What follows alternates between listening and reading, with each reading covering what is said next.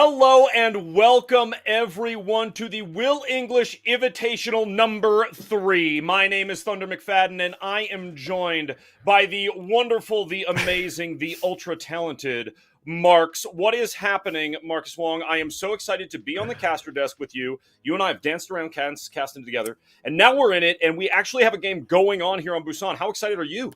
I'm extremely excited, Thunder. We've got Gaia going up against Shikigami. It's going to be a great time. It's going to be awesome. We are being produced today by Will English himself, as well as being observed by Silent Marine. But like we said, we're going into this, and right now, looks like Gaia actually has control of the point. We're going to be seeing the minefield being dropped down right now. Shikigami trying to scratch this one back, but if Doomed is not dealt with, then they're not going to have too much success there. The minefield on point, using the dynamite just to take things out. And, well, despite all of their best efforts, that was an excellent stall from Gaia there, Thunder. Yeah, it certainly was, and now for Shikigami to take back control of the point, it took a lot, but they're in a really pretty good position now. They didn't have to use too many ultimates, whereas Gaia was really trying valiantly to use those ultimates, get some space on the point, and they just couldn't do it. Now Shikigami in control. Let's see how this goes. All the ultimates coming online right now. Counter-Trix trying to use that rally, escalating his team right into the grasp of Shikigami. But we're really seeing a grab flex here. Let's see how much damage that can put in. It's enough to take Counter-Trix out of the fight, and it looks like Shikigami are coming back, and they're coming back hard, and it is right off the back of SBT as they win that out and continue gaining that percentage. Oh, sheesh, with the accretion in there too. That effort out of SBT on the Sigma. Beautiful stuff for the Shikigami team. They have to be proud of that as they continue, as they approach tying up this percentage. All right, here we go. Right now, Haven looking for something here. Has the pulse bomb in hand. Going to be contested up by Stone. A little bit of a Tracer 1v1, but Haven opting to take the slower route. Gaia have to find an opening here so that they can flip this back in their favor. Here we go. Haven kicking it off. Pick onto Wicca as well as a stick. All right, now this is Gaia coming back, and they're coming back hard. Still, though, they have a couple of members left. Shikigami trying to stall this out for as long as they can.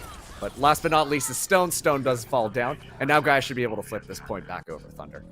Yeah, absolutely. As soon as you take out the tanks there over on the side, it was lights out, and now Gaia definitely in control of this point. They look great. They looked great on that team push and in that team fight. Effective use of their ultimates and everything that they needed there. Boom, done. And now, I mean, they have multiple ultimates online. This squad is looking very good.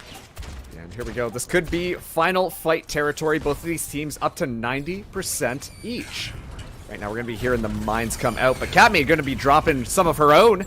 It's going to make it really difficult as Astronex just flies right into it, but Doomed is actually the hero here, finding 2 picks. Might have just won this out for Gaia with an absolutely huge hero play. Right now, this is the DPS from Gaia coming alive, and as they eliminate the rest of Shikigami, that's going to be point number 1 going towards Gaia. Wow. Huge work, especially out of that Tracer in there. Haven, beautiful work taking out that Hammond, and Gaia. A big round 2 win to even things up, going to round 3. Yes, apologies there. We are actually in round 3 here.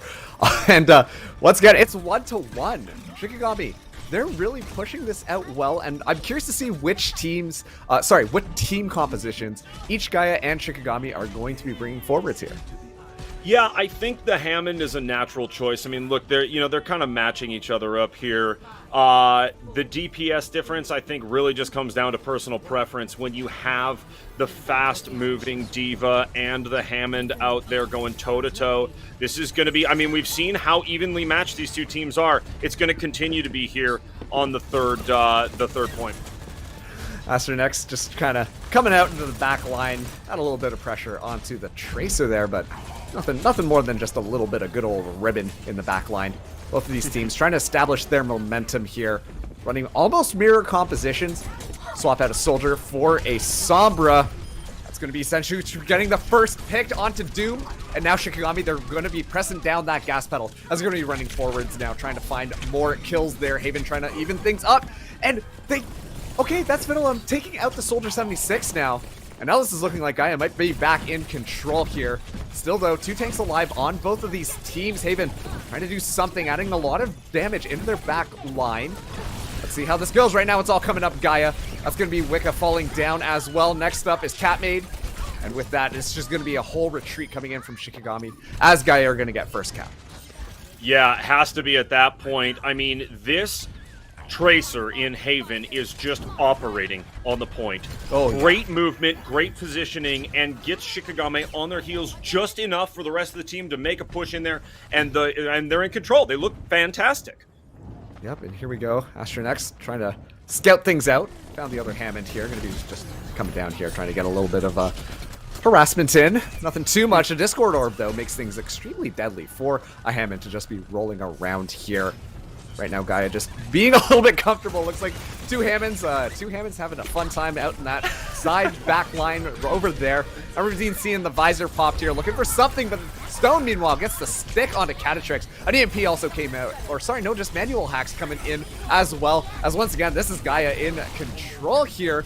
Right now, Stone trying to even things out, able to find a pick onto Excellent there, but still, Shikigami struggling to find their footing here, and now Gaia have a lot of ultimates online. They sure do. So holding this point. Oh!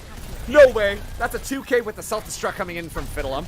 Now this is suddenly a lot more winnable for Gaia when it was looking like Shikigami were finally able to snatch things back. Look at the percentage that they're getting. They're already at 70%. And Thunder, Shikigami, they're running out of options here.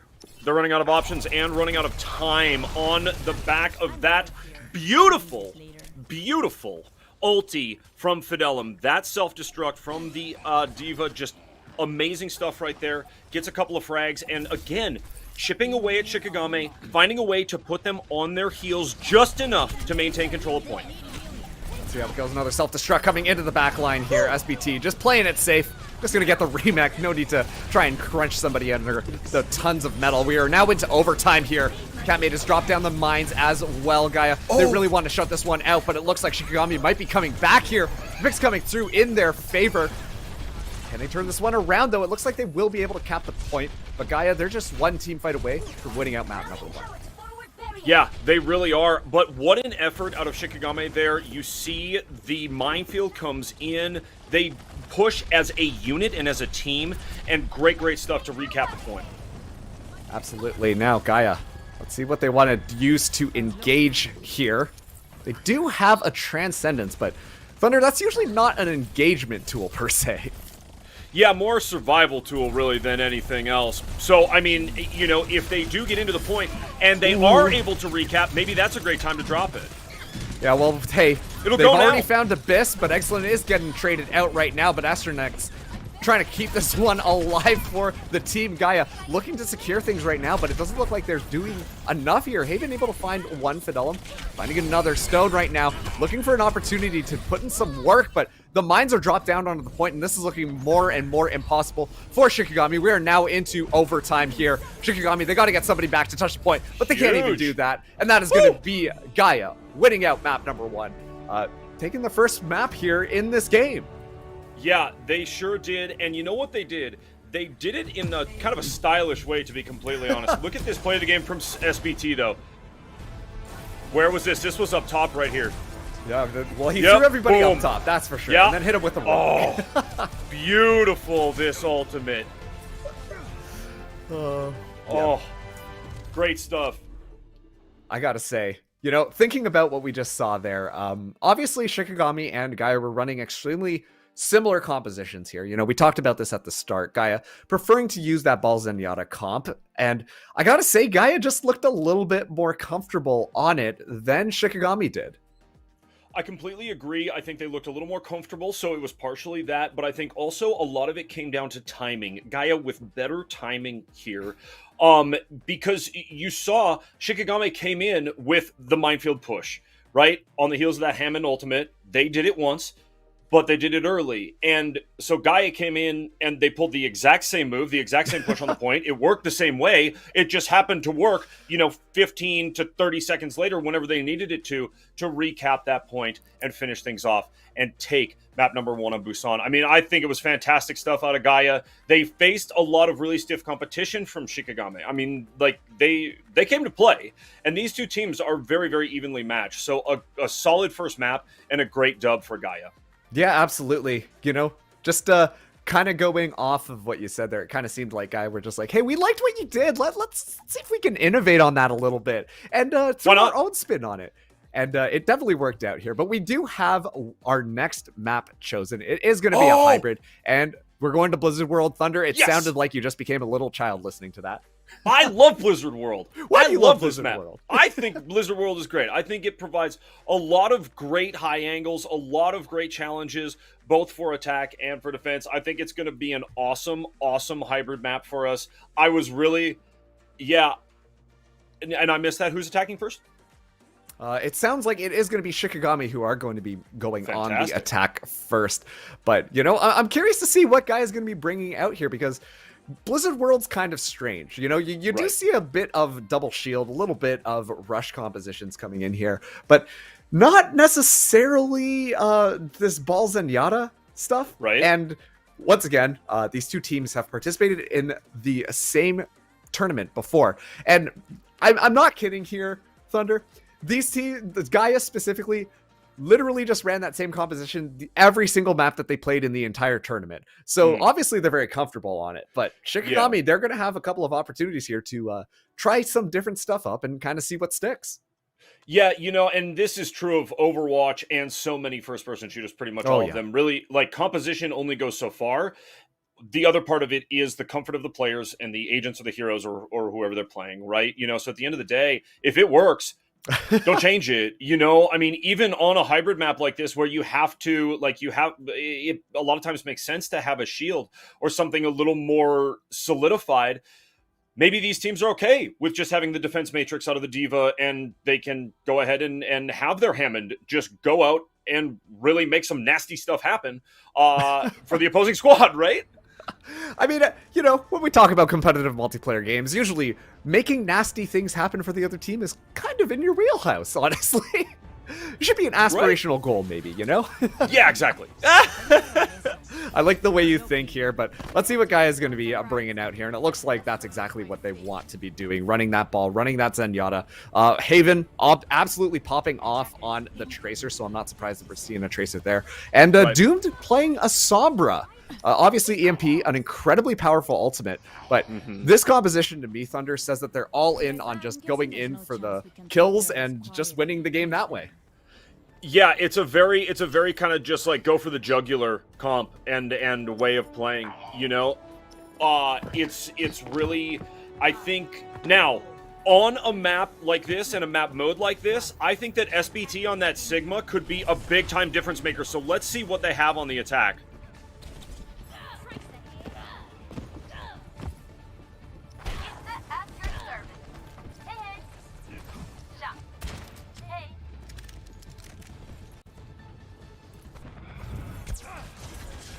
Yeah, they like to attack from all angles, right? We've seen it multiple maps now, and they just like to have options. They're a team that's very much about that, and so it makes sense for them to, again, have the mobile tanks and all of that. Ooh, hits the Hammond. That was a beauty.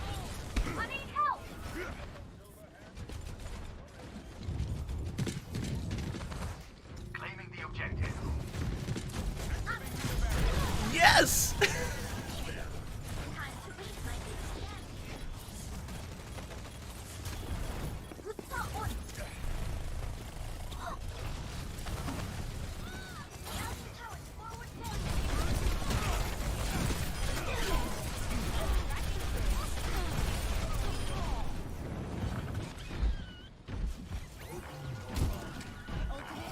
Yeah, very successful, in fact. And as you said it, in those close quarters, if you're coming face up against a D.Va, that's spooky stuff. I don't care who you're playing. If you get face up against a D.Va in a little room like that, most of the time it's going to be good night.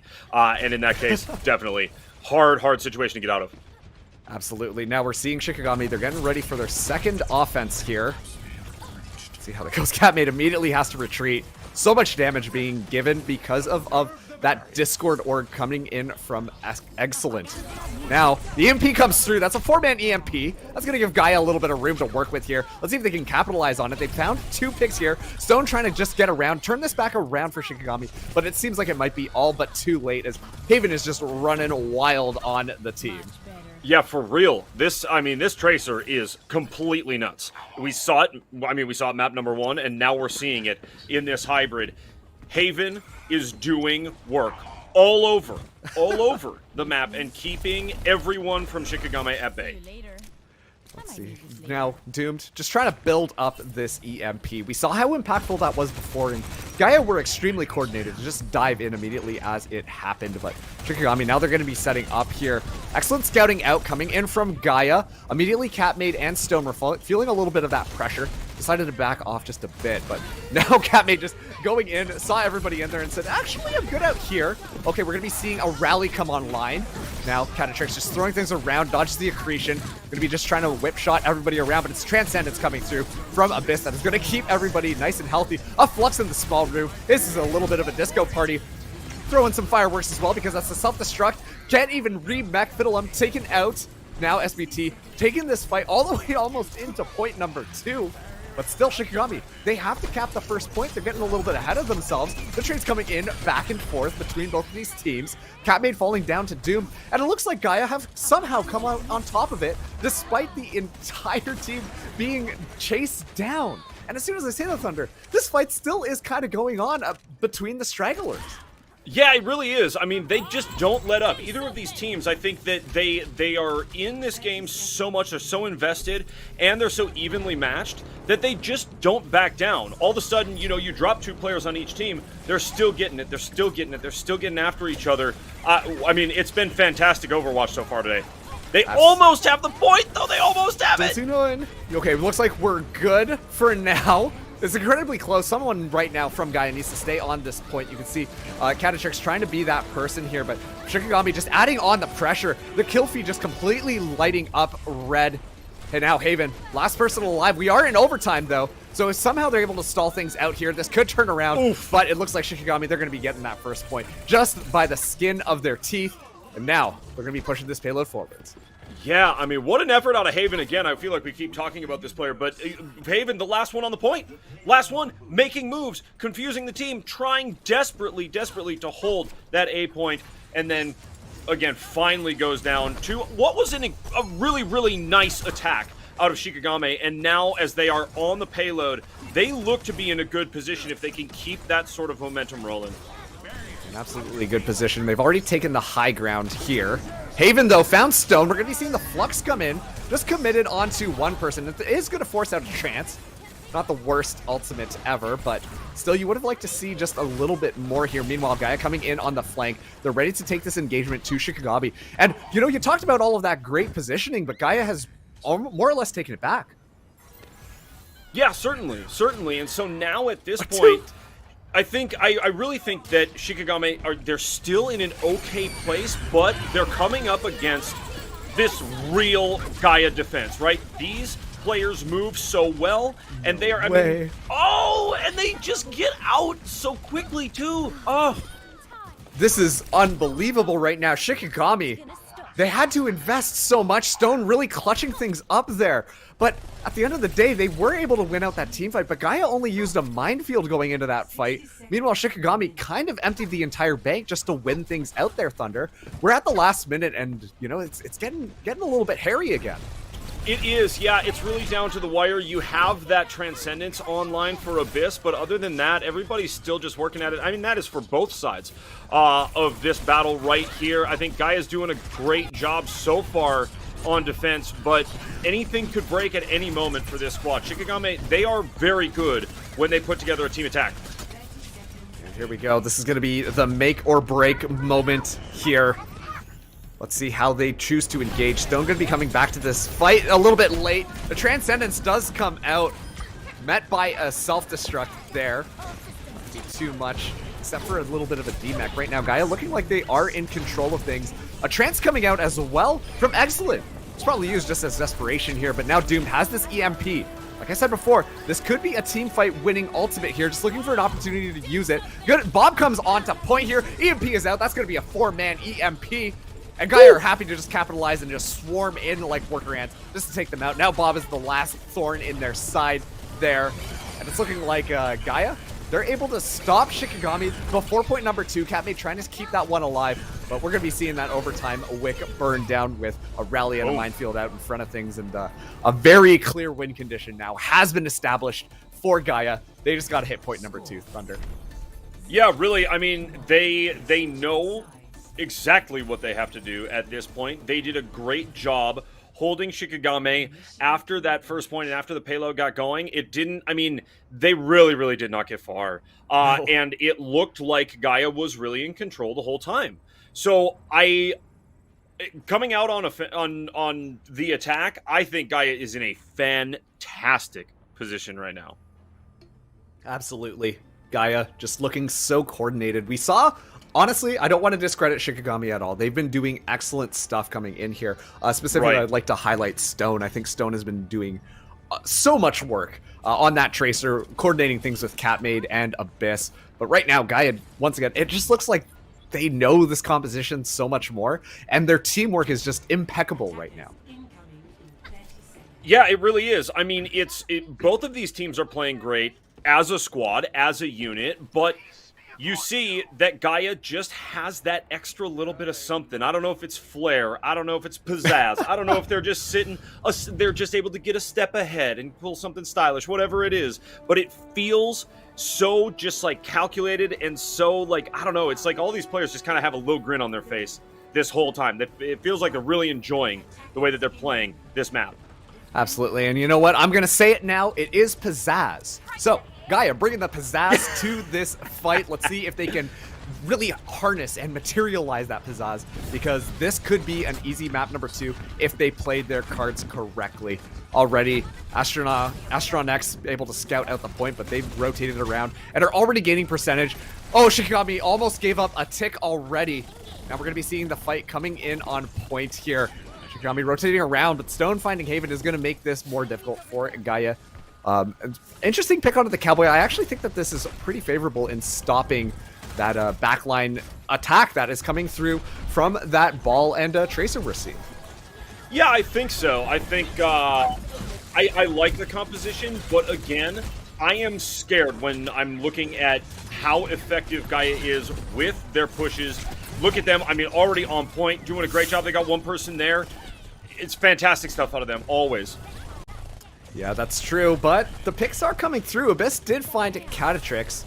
And we can see right now it is actually Wicca trying to just stall out the point for as long as they can. Stone coming in for a little bit of support here. Also has the Wrecking Ball, but Haven, once again, Haven making this his home. He's going to be living on the point. That's going to be a first tick going. Haven just looking around. Thankfully, because of the mobility coming in from this team, Gaia should be able to regroup here pretty fast, but Shikigami will have another chance to contest this Thunder. Oh, Yeah, never mind. you know, Never mind. They just they don't get it. contest it. And this is going to be a full... They got a full hold before they reach this final point. Yeah, it's looking so good for Gaia right here. You see the pace and the speed with which this team plays. Part of it is simply, you know, the nature of the heroes that they play and the way they play together. They're all fast-moving, pretty much. But it's also just how well this team is composed and how well they know the maps. Ooh, Zenzoot! Beauty! Nice shot! Yeah, but it is matched out with a minefield. Still, trade's going back and forth. Every single time Shikigami gets a first pick, Gaia says, no thank you, and just continues to fight and ends up winning things out. It's partially because of this man right here, Haven. Really just putting in work. And look at that! It's going to be Stone falling down to a mine, and now they're just going to chase down this defenseless Wrecking Ball, all hacked up and nice and sad with the Discord Orb on his head, and Gaia are looking very comfortable to take the second map. Yeah, they look great. Haven on that payload, just riding it like a skateboard, said, hey, we're on the way. We're on the way to another victory here. They look fantastic.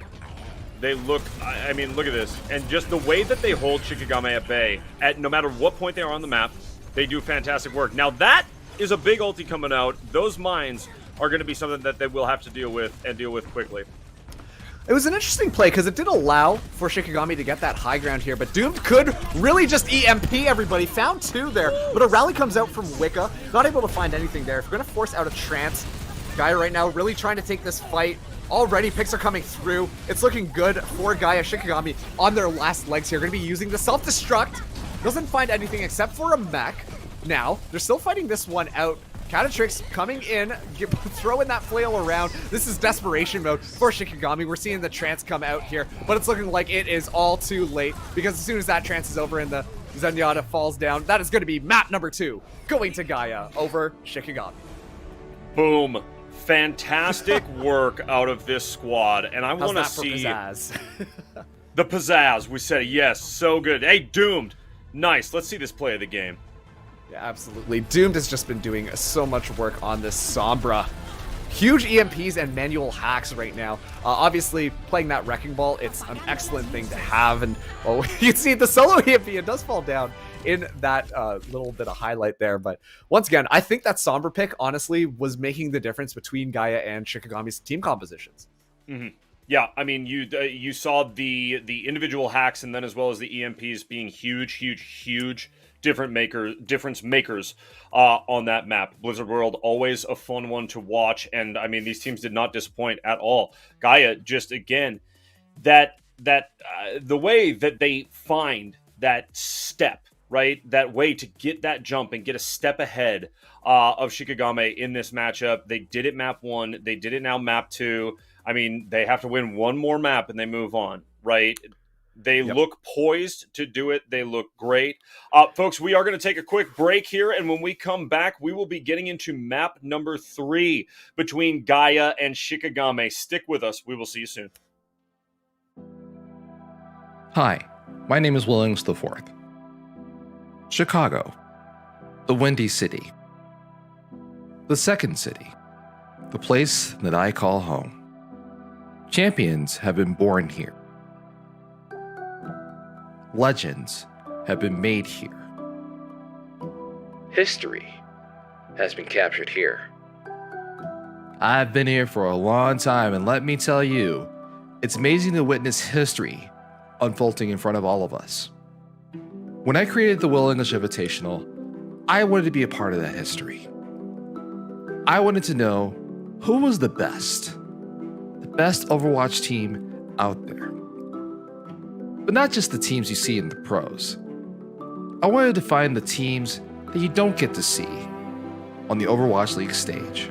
Teams that have heart, a story, a family, a community, a legacy beyond what you see and hear playing in the halls of competitive Overwatch tournaments.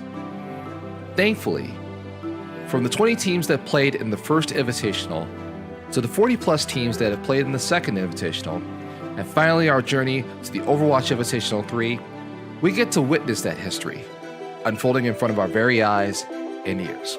For our North American champions in Lo-Fi AIM, now rebranded under Death Computer, they proved during the Invitational 2 that they were the best Tier 3 team in existence. But now they have to defend their title against one of the most dominant and strongest teams ever assembled in the ISU Redbirds. Our European Invitational Championship is vacant. Shoes Money Crew came in and showed the world where the top of the mountain was. With our expanded EU tournament, who's going to step up and claim that title? Well, fits to mention an African Typhoon might have something to say about that. The road to victory is not going to be easy. It's a crazy world out there. Who's going to step up and claim victory in the Overwatch Invitational 3? Is it going to be you? Do you think you're the best? Well, guess what? The world is about to find out.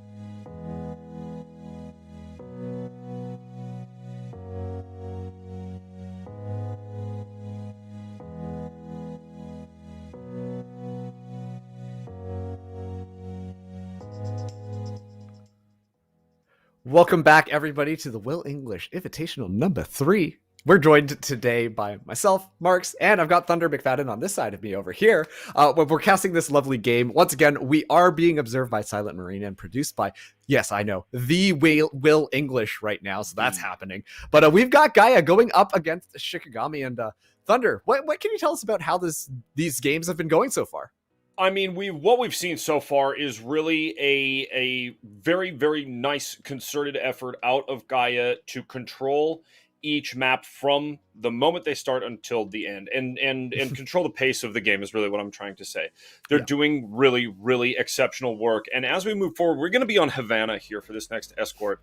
And Shikigami, I think we know, is attacking on this one to start off. So in a pure escort like this, I am again looking at the composition that we know and trust from Gaia, right? Yep. And I'm thinking that mobility is going to be really nasty on this map.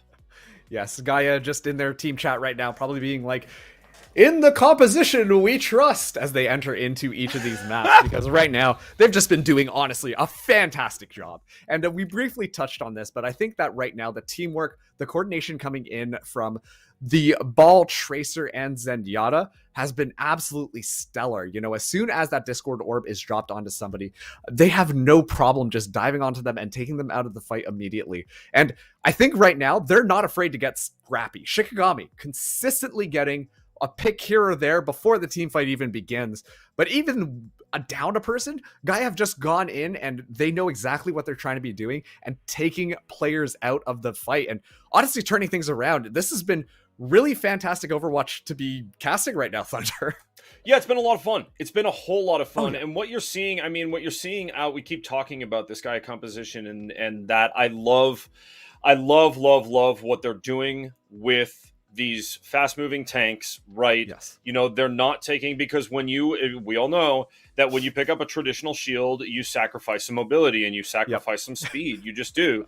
Now, there's trade-offs both ways, but this squad very clearly is so comfortable on the move that they will not stop, right? So, I mean, we were just talking about it right as we're, getting players gathered in that. Havana, this map, how many different spots do you have to hide as a Hammond, as a Tracer, as a Diva, right? I mean, how many different spots, little nooks and crannies, can you come out of to just come at this Shikigami team and go nuts, right? So I think that, again, we're going to see, composition diff, and just, the comfort level with which these players are playing their heroes is, it's next level. It's fantastic to watch.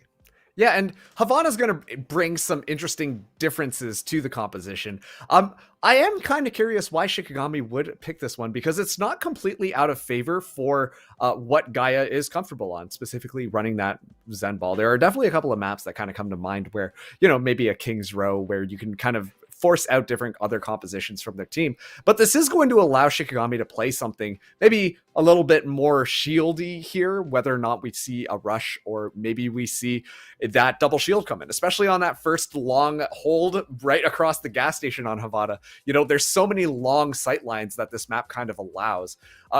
With the caveat there that is going to allow for a lot easier diveable targets, which is exactly how Gaia kind of wants to play this right now. So it is going to be a little bit interesting here, but I'm curious to see whether or not Shikigami decide to maybe shake things up, or if Gaia is just going to keep that pizzazz going and are going to just roll their way to a 3-0 win.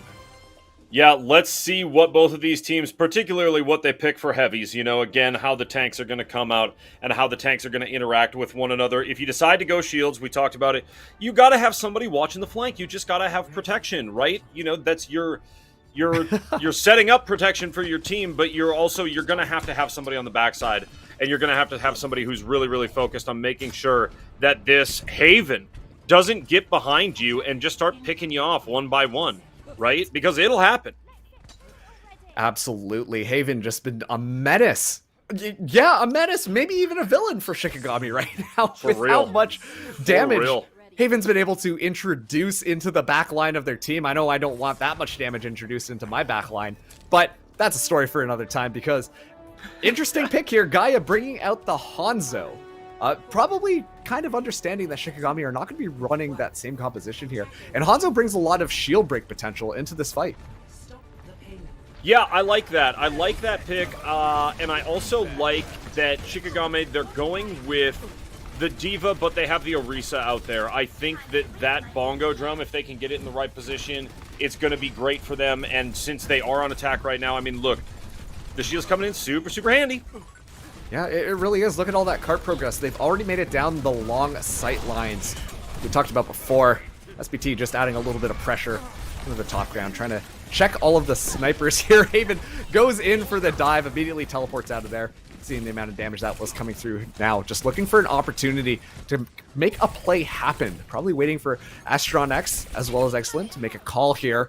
Turret is going to be going down, and now Haven's going to have a little bit more room to work with.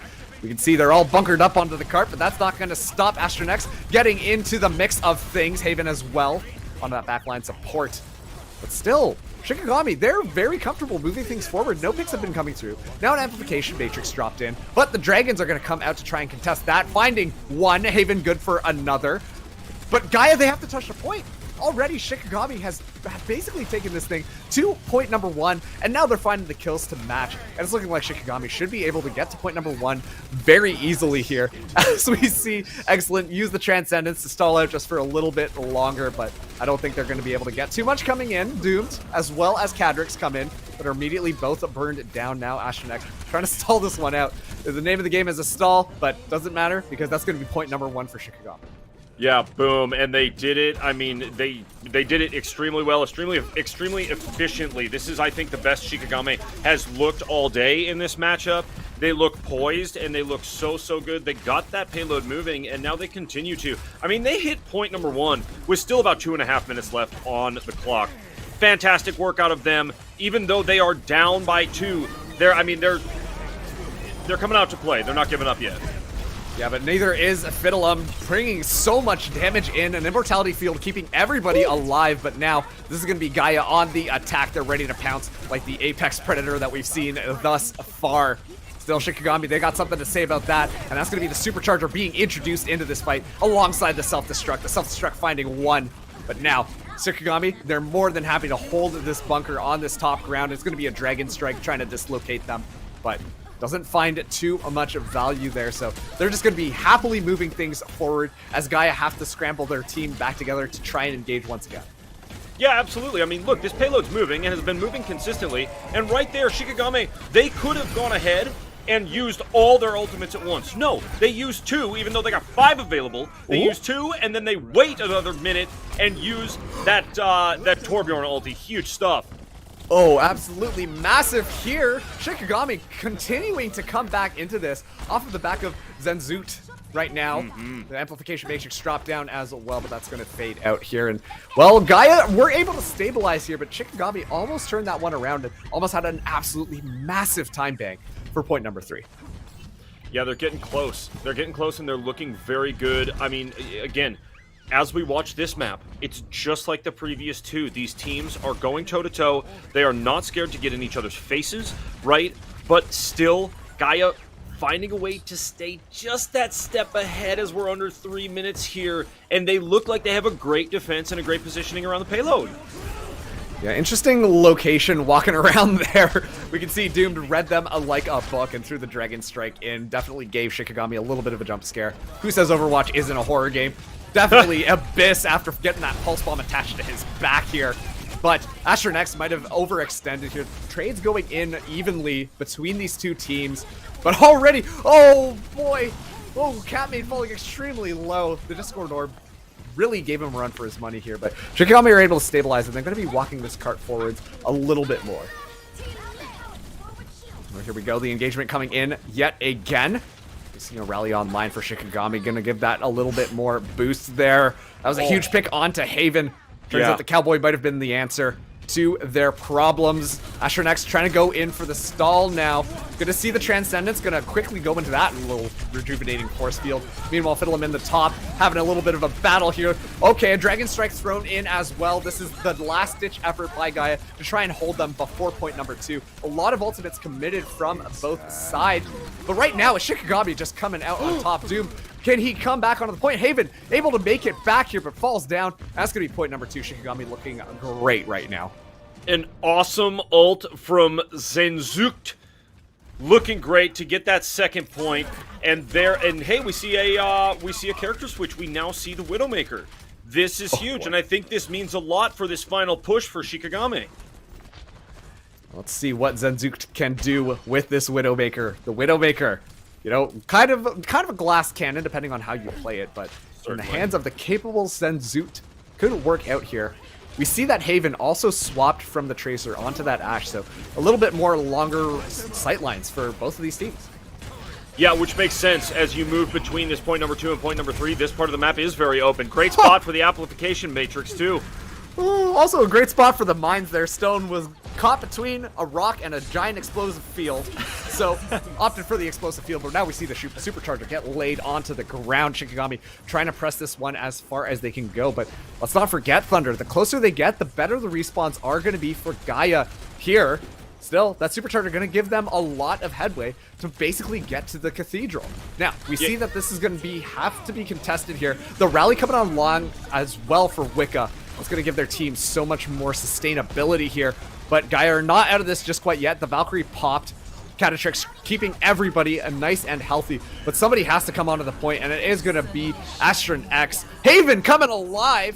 Finds a quick little 2K. That's going to make this fight a lot more winnable. The Genji in Stone is just going to collapse under the massive geos being thrown around. And Gaia, they turn that one back around, and they've only got to shave off 1 minute and 20 seconds off the clock.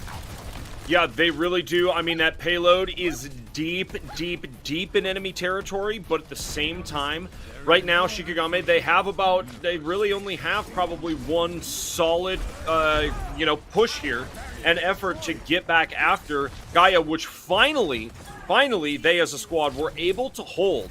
It was looking great for Shikigami, and like you said, on the heels of that supercharger, when that bongo drum was laid down behind that wall and the next shield went up, beautiful stuff out of Shikigami. Very aggressive attack coming through from Gaia that's using 2 ultimates into the backline, but it might just work out in their favor because it is stalling for quite a bit of time here. Okay, Bob has been thrown into the backline as well. He's going to be shooting people down. Gaia, they really wanted to take that aggressive defense, and I'm not sure that was the right move, Thunder. Yeah, I don't know if it worked. We're going to see here in the next 22 seconds, obviously, because right now, it was an absolutely huge pick. Now the Dragon Strike coming through onto the point, takes out Abyss and SBT. Gaia might just have this after all. The Dragon Blade going to be popped, but immediately gets taken down by a recon arrow. And suddenly Shikigami's unstoppable offense has been put to a grinding halt off of the back of Gaia's team. That's going to be round number 1. Gaia, once again, they've got a win condition established right in front of them, and they can taste that 3-0 victory.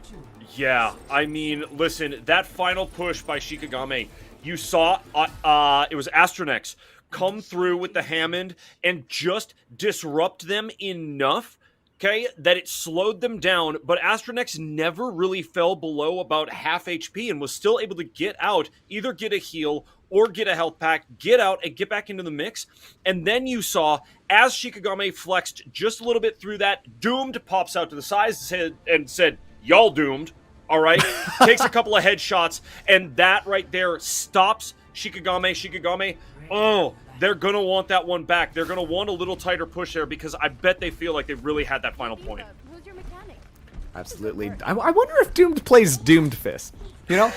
Sorry, not Doomed Fist. Well, when he plays it, it's the Doomed Fist. Yeah, of course. But obviously just the Doom Fist. I mean, hey, that kind of makes sense for your name there. But like you said, you know, on that Hanzo, it was just getting so much work done here. And now we see Shikigami, they're opting to play kind of this pseudo-rush composition, but based around the Orisa. I am going to be curious whether or not they take this forward hold, because it could force 3 team fights here on point number 1. Yeah, this is exciting stuff. I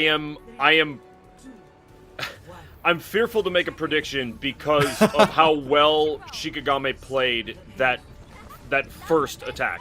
And so now with Gaia on attack, I don't know. This thing may come down to the final moments very, very, very deep towards that third point. Yeah, let's see how it goes. Obviously, Shikigami showing us a new look. It seems like they had something put together for Haven. And look, the kids have come out to play right now. The entirety of Shikigami are going to be rushing forwards, making an absolute stop point here. Meanwhile, Gaia just feeling a little bit scattered around. But it's not too bad if they lose any members, just because the respawn is so close by. Now, they are moving this cart forwards quite a bit, but they're going to have to crush that Orisa shield if they want to make any progress. Yeah, that Orisa shield perfectly positioned, too. And yeah, look, Shikigami looks really pretty great right now. Oh, boy! Yeah, Astronex just kind of gets melted there, you know, stunned up and CC'd in front of an amplification matrix. Not too much you can do there, especially on Wrecking Ball. Yeah. You can't. I mean, there's no getting out of that. You are definitely going out. Ooh, some trades there though. That was an absolutely huge Dragon Strike. Almost found 3 picks there, but once again, Shikigami holding strong here. Looks like they're more than comfortable right now. Doomed trying to make something work, but it's all for naught as he falls down as well. Man, yeah, I mean, Gaia at this point showing some cracks in the armor. At this point in the first round, Shikigami was already moving that through point number 1. You know what I mean? So at this point, this Gaia squad is at least 20 to 30 seconds behind where Shikigami was, and Shikigami about to have at least a few ultis online. Ooh, okay, here comes the Molten Core, but look, the kills have already just started coming through. Right now, Gaia are posed to win this team fight out. And even though Astronex gets a little bit hot-footed on... Hot-rolled? I don't know. He was in a wrecking ball farm. He's able to escape there, and, well, I think, honestly, that was doomed to swap onto the Echo, which just allowed that to happen. Yeah, certainly. I mean, I had a lot of faith in that Shikigami hold right there. But now, I mean, this payload is moving and moving fast. We're going to see checkpoint number 1 roll through after not too long, unless... Let's see how that goes. It was a huge flux, picked up half the team here. Did force out a trance as well. The amplification matrix has been dropped down as well. Self-destruct going on a line in the back line. Doomed falling down here. Right now, this is Zenzoot just clutching things up left and right. We're seeing the res come in, Fiddle and bot back in, but might be just taken out just as easy as that. Dragon Strike thrown through point, but Zenzoot just a little bit wiser, dodges out of the way very easily. And now Shikigami are on the attack, pushing them all the way back to the spawn as Gaia, well, they're going to have to regroup and figure something out here. Yeah, they have to make one more really good push, and then after that, they have to make up time in between the first and the second point. They really have to, because that third point is going to be extremely difficult for them at this point. We know that. So between 1 and 2, they have got to really steamroll this Shikigami team. Going to be difficult. This Shikigami team already has 2 ultimates online. Yeah, and they're also close to a third one here, but Doomed. I think this duplicate could be huge. Alright, the supercharge is going to be used here. Pulse Bomb drop down, doesn't find anything, but you know who is finding people? Zenzoot as well as Catmaid. No ultimates required here. Catatrix trying to run away, but gets taken down by Stone as well. It's not looking possible for Gaia right now. Shikigami just on this offense. 10 seconds left. Gaia will be able to touch, and because Astronex will be on this back line here, should be able to swing in. Does have the mines as well, looking for the opportunity. Has to get there soon. High Noon comes out on a line. Thankfully, someone is able to touch. It was Haven on this Tracer. Astronex looking for an opportunity to use the mines. There's a perfect time, as well as an amplification matrix. Gets stunned out of the pile driver, but not too big of a deal here. The picks, though, still coming through for Shikigami. Abyss is taken out. That's going to be the heals. Gone. But Shikigami swarming the point right now. Gaia not finding anything from it, and it's all because of Zenzoot. Zenzoot just shutting them down completely. That's going to be Shikigami coming back in the series. It is now 2-1 for Gaia. Yeah, I mean, this is fantastic stuff. I want to see who got the best play. Yeah, play of the game goes to Doomed. And this was, I think, the ulti and then into the shooting off the side of this right here. Yep. Oh, it was absolutely beautiful. Just came out around and was ready to do it. But unfortunately, it looks like the map choice really favored what Shikigami were comfortable in. You know, running that Orisa, running the heroes that they were, it just worked out for them, and Gaia were not able to get too much more than an inch. Yeah, I mean, you said it, and players like Astronex, right, on the Hammond, who had such kind of a fantastic outing in map number 1 and map number 2, kind of stalled out a little bit here, because I think that our Shikigami squad, they figured out how to play against those players, number 1, and I think also this escort map was just more in tune with what they had planned, right? Yes. And then you see there at the end, when they turned it around and they were on defense, their team game was just better on this map, right? You saw them end it with a Baptiste ultimate, right? The amplification matrix comes out and there's a shield right there. Everything is looking good. Everything is looking smooth.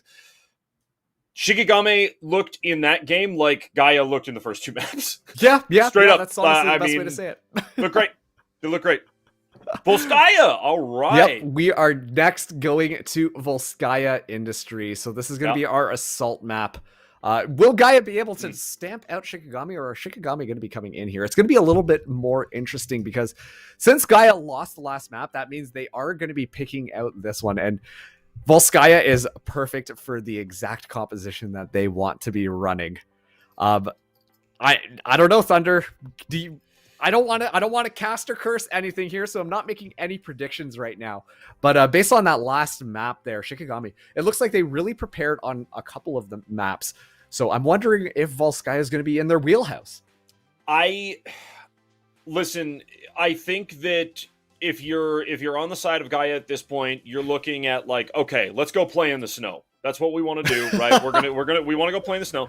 Okay, we want to get on Volskaya Industries because we think that our composition and what we have is going to favor us there. But if you are sitting there on the side of Shikigami, not only your comms, but also your attitude and your enthusiasm has got to be at an all-time high for this matchup so far. So I think they're carrying a ton of momentum into Volskaya Industries. I think they are, and I think.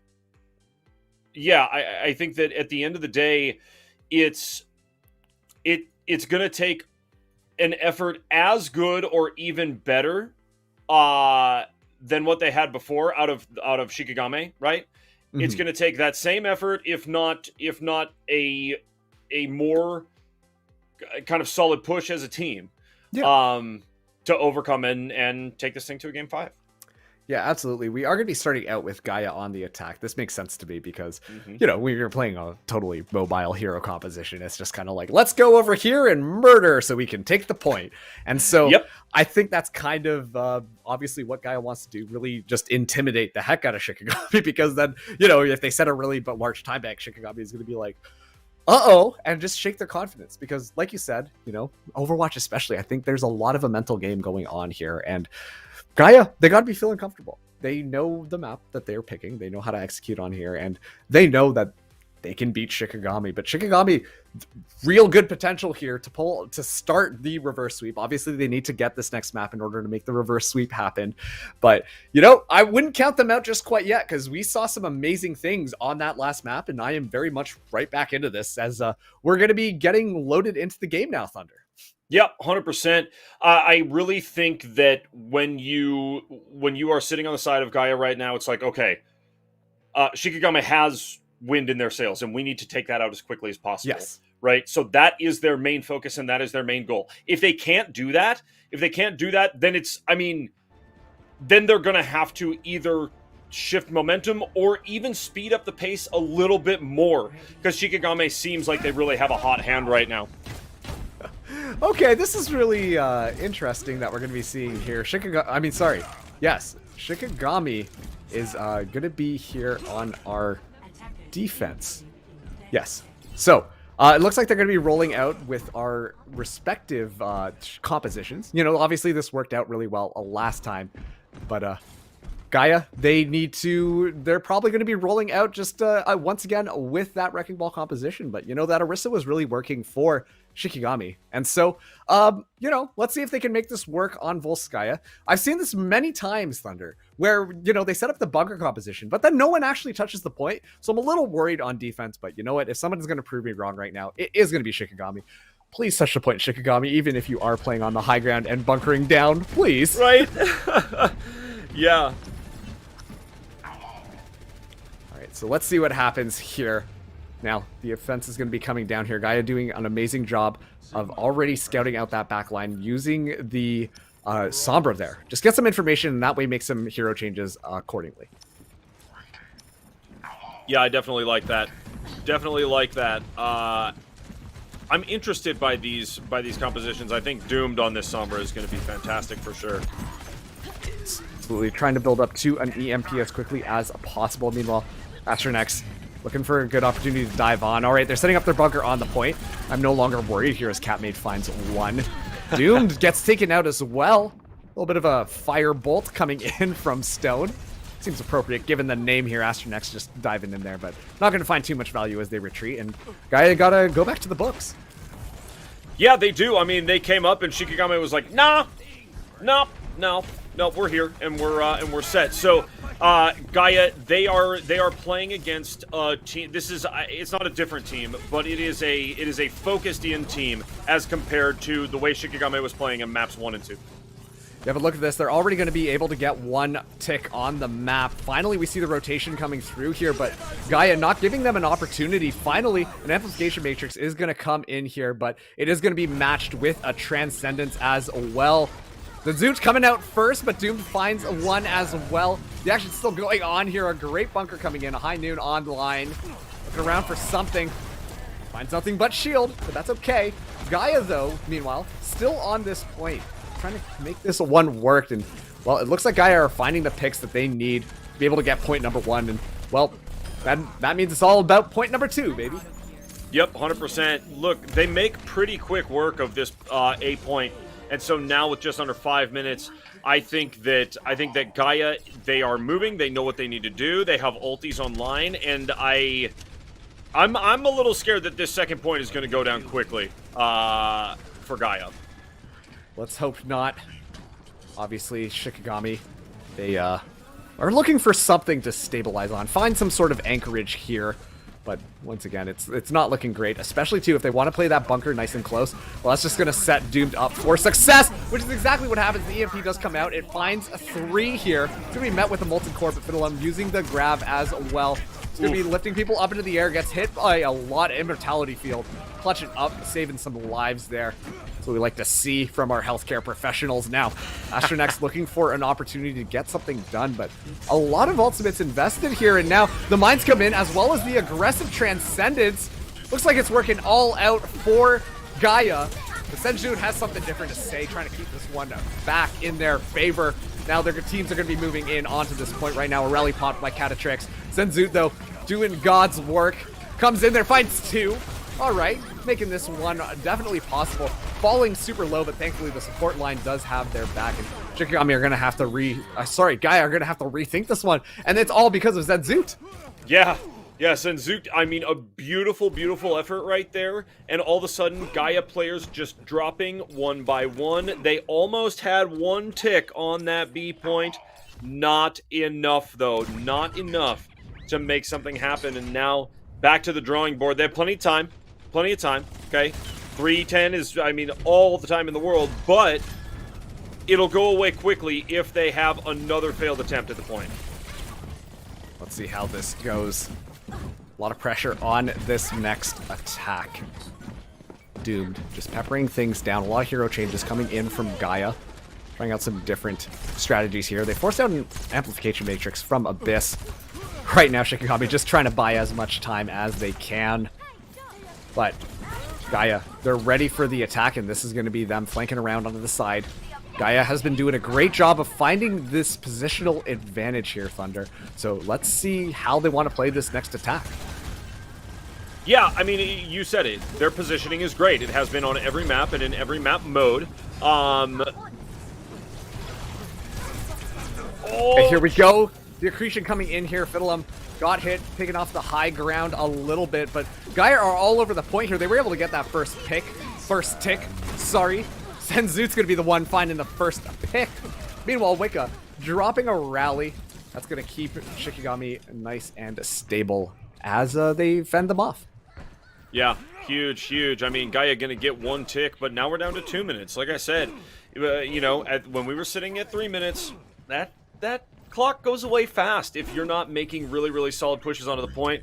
1 tick is something, but it's not enough. So they really have to put things together right here and get at least 1, if not 2 picks right away on this Shikigami squad, because they'll be coming back very, very quickly. Yeah, now Gaia swarming around. It's going to be doomed versus Stone. The ultimate Tracer 1v1. Put that into your next Squid Game here. We're going to be seeing the minefield dropped online, but Haven already with 1, but Catmaid burning down another. Haven has this Dragon Strike. We've seen so much work done before with this. Drops it into the backline, ready to take this aggression here. We're seeing the Supercharger dropped in as well, but this met with a Transcendence, and so many people on Gaia are nice and healthy. They've already gotten 2 ticks, are so close to bringing this one home. Now, we're seeing Catatrix use the rally as well, and this is just power overwhelming. Sorry, wrong game, but it doesn't matter because Gaia got point number 2 with over a minute left. Huge, huge. What an effort right there at the end. I thought that was fantastic. They, they have 1 failed push, or not failed, but they have 1 push where they only get 1 tick on the B point. They regroup, get that. I mean, obviously both of these teams rocking some pretty solid mental fortitude here, because to come back after an attack like that and then get back to the point, cap it. I thought it was beautiful stuff out of Gaia, and I think they're looking to be in a really, really good position here. Yeah, right now, Shikigami, they need to make sure they at least get these 2 points. But if they hit overtime, then that's not really a good scenario for them. Gaia, meanwhile, just really burning down the clock. Even if they do force them to overtime, a great situation for them because they would be able to, just win it all there. And we can see they're rolling out on a very familiar composition here, Thunder. Yep, they are. They. Oh, okay, it was switched for a second there. I was like, hold on. But yes, look, Astronex on that Hammond. You love to see it, right? Oh, yeah. Very, very talented player with the hamster ball. This squad in Gaia, they performed so well. Yes. On Busan and Blizzard World, right? 2 maps that are really, at the end of the day, pretty similar to this. I have a lot of faith in this squad. But Shikigami, again, still I think with the hot hand of the 2 teams. Oh boy, let's see how it goes. Let's see if they can get up to their name. Shikigami, being Japanese for God of Deaths. Oh! So, let's see how they want to play this out. It looks like they're going for that high ground rotation to set up their bunker composition, but Gaia already aware of what this strategy might be. Excellent mobility coming in from Shikigami from a very bunkery, not too mobile composition. Orisa not known to be the fastest person here, but now they're taking the aggression onto the point. Ducking, dodging, diving. Feeling like a scene out of dodgeball here, but Gaia are going to be coming out on top. Able to find the necessary picks and scaring Shikigami. They've already lost Catmaid, and that's an essential piece of the puzzle for them to use this attack here. Now, Amplification Matrix dropped here. Shikigami still think that they should be able to win this out, but it might be all too late because, well, that's going to be the Haven and Doomed show coming in here and just kind of flexing on them. But that's going to be Gaia with a decisive teamfight victory. Yeah, huge in this defense. They look great. This is what they want to continue to do if they want to end this thing, is really just trap Shikigami. Trap them. And don't let them anywhere near that point. You know what I mean? Couple of minutes left, minute or 2.5 minutes left here. There's plenty of time for Shikigami, but if Gaia can just hold, really, really hold like they have, I think it looks good for them. Absolutely, but let's see how they want to do this. A lot of ultimates coming online from Gaia. Oh, it's a huge pulse bomb. Immortality field dropped in as well. Saving some lives right there, Abyss. You'd love to see that, but it's all too late for Stone. He's going to be head on the ground right now. Looks like Gaia have the positional advantage. They're just swarming in here, and now this is the death trap that is known as the Gaia Blender. Thanks to the minds of Astronex. Gaia, if you're looking for any copyright infringement there, then just let me know. I'd be happy to go in and get the Gaia Blender based off that performance. Yes, there you go. Ah! What a good one. Thank you. I love it. Glad I could at least make you laugh with that one. All right, let's see what they want to do here. Shikigami, they've got a minute and a half left. A couple of ultimates online. With getting close to the rally, that might be the engagement tool here, Thunder. I think so. I really think so. They've got, here we go. We've got a couple of ultis going down the way of Shikigami. I feel like they're just, oh, they get 2 picks off of it. Let's see But how is it goes. enough? Gaia, though, they've used both support ultimates right off the bat. I don't think that was the move here. Now we can see there. Shikigami just coming out on top. And they might get one more opportunity to try and stall this one out, thanks to the mobility of the heroes that they have picked. But this is looking pretty decisive from Shikigami right now. Let's see, Gaia, I don't even think they're going to bother to try and stall this one out. So Shikigami getting that first point, and now they got just under 4 minutes to get that second. Yeah, when you're in that sort of position, I mean, a team as talented as Gaia, you could make a move on the point, but you have both of your support players down. I mean, both of their support players are out, and so at that point, I think you do want to regroup, and you want to put kind of like, really put all your eggs in one basket with this second basket, which is the B point. Second basket of eggs. Well, let's see how they want to play this one out. Doom gets the pulse bomb off, finds a lot of utility, but unfortunately no players. Once again, Abyss just reading them, throwing that frisbee down as soon as possible. But Gaia, they're still in this. They want to take this fight stopping the momentum. Okay, the picks are coming through. They've taken out the raid boss known as Zenzukt. And now Gaia, they're more than comfortable to just finish off this fight. And not even giving up a tick on that. No, great stuff. Really, really great stuff out of Gaia. As we said before, I think that them giving up that first point, I think that's a strategic move. I think they have faith that they can hold this second point. They have confidence in their squad and in their composition. They have confidence in their positioning. And so I think that it really was a kind of a big brain move to just say, okay, we'll let Shikigami kind of like think they've got some momentum and go from there. There's aggression coming out from Gaia. They're taking the offense and team fight right outside of any of these choke points. I don't know if I like that, but, well, it's been doing a pretty good job of stalling things down. Now Shikigami entering in with the supercharger. Gotta watch out for that damage, but, you know, the bunker's gotta move somewhere onto the point here. Meanwhile, Gaia just kind of sidestepping it. Let's just use that backline here. Doomed, really dooming Abyss on that one. And, well, I think Shikigami are gonna have to rethink things because they can't move in without their Baptiste. No, they can't. Abyss has been playing exceptional Baptiste throughout the day. It's beautiful. So I think if you're making a real push, yeah, you don't go without. And now look, the tank, DPS down, sheesh. Yeah, this is something else right now. Gaia just kind of doing things, but we actually are going to be getting a little bit of a tech pause here. So, oh boy, Thunder. Oh boy, this is honestly really close. I don't know which team is going to be coming out on top right now. Both of them have so much to work with coming into this next big team fight. And I do think that if Shikigami are able to at least win one more, they can use that momentum to crush Gaia and bring us to a map number 5. But, you know, what do you think about this situation? I think you're definitely onto something there, and I think that Shikigami they have something. They have something that they can throw at Gaia, but at the same time, you saw it on that last push. Gaia just so good at not only using utility and using ultimates effectively, but picking out the players that are key to get rid of. Taking out Abyss on that Baptiste, that is an exceptional support player right there. Yes. Those amplification matrices have been coming in perfectly. The immortality fields, everything from that healer has been amazing, right? Yeah. So you pick, you take that entity out of the mix, and then all of a sudden, it's a game changer. Game is getting back on here, folks. We are right in the middle of some serious action between these two squads. And really, there's only, I think, a minute and a half or so left on the clock for this squad to try to get past Gaia. Yeah, right now, I think Gaia, realistically, they're taking a look at seeing whether or not they can stall things out to push them into overtime. And, well, it's looking pretty good. They actually do have a minute and a half here, so they should be able to get at least a team fight and a half in, depending on how fast the first one goes. But once again, Gaia, I'm curious to see whether or not they're going to take an aggressive defense again.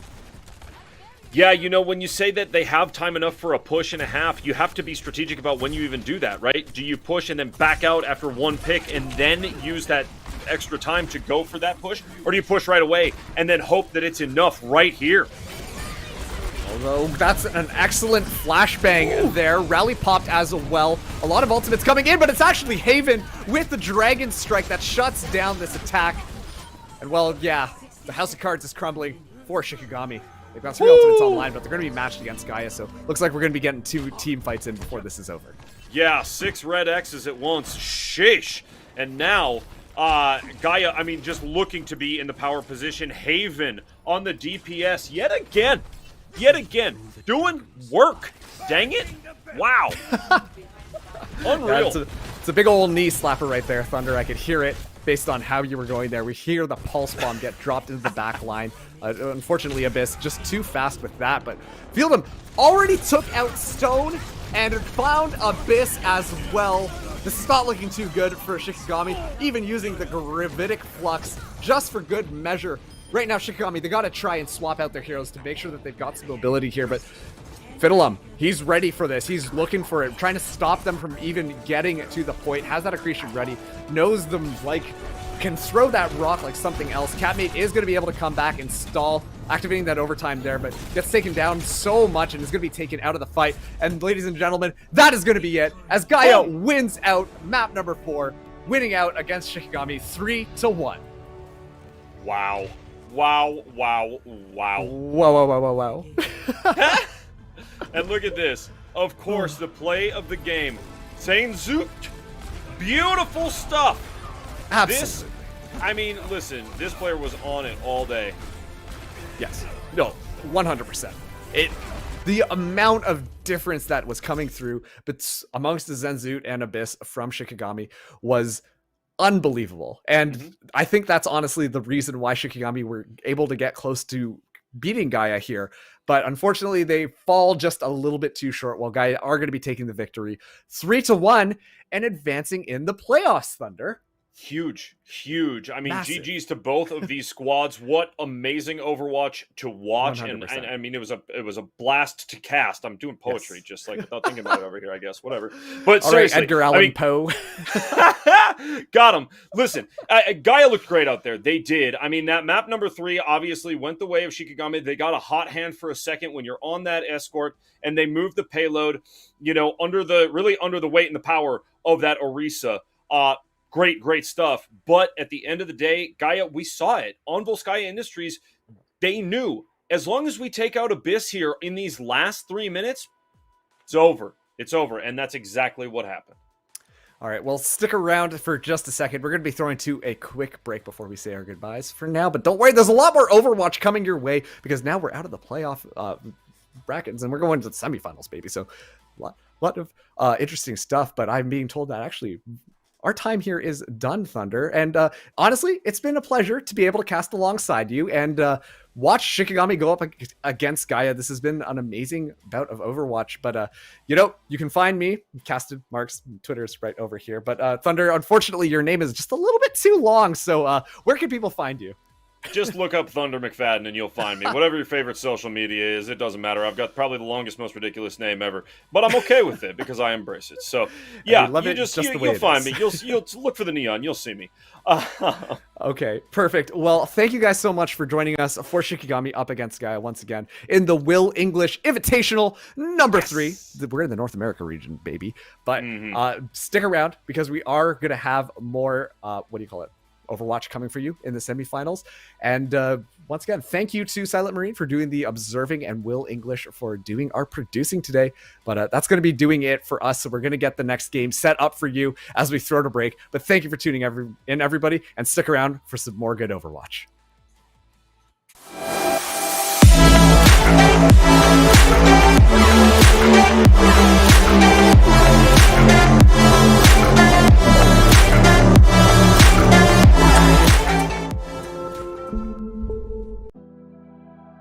Hi, my name is Williams IV. Chicago, the Windy City. The second city, the place that I call home. Champions have been born here. Legends have been made here. History has been captured here. I've been here for a long time, and let me tell you, it's amazing to witness history unfolding in front of all of us. When I created the Will English Invitational, I wanted to be a part of that history. I wanted to know who was the best Overwatch team out there. But not just the teams you see in the pros. I wanted to find the teams that you don't get to see on the Overwatch League stage. Teams that have heart, a story, a family, a community, a legacy beyond what you see and hear playing in the halls of competitive Overwatch tournaments. Thankfully, from the 20 teams that played in the first Invitational to the 40 plus teams that have played in the second Invitational, and finally our journey to the Overwatch Invitational 3, we get to witness that history unfolding in front of our very eyes and ears. For our North American champions in Lo-Fi AIM, now rebranded under Death Computer, they proved during the Invitational 2 that they were the best Tier 3 team in existence. But now they have to defend their title against one of the most dominant and strongest teams ever assembled in the ISU Redbirds. Our European Invitational Championship is vacant. Shoes Money Crew came in and showed the world where the top of the mountain was. With our expanded EU tournament, who's going to step up and claim that title? Well, fits to mention, an African Typhoon might have something to say about that. The road to victory is not going to be easy. It's a crazy, crazy world out there. Who's going to step up and claim victory in the Overwatch Invitational 3? Is it going to be you? Do you think you're the best? Well, guess what?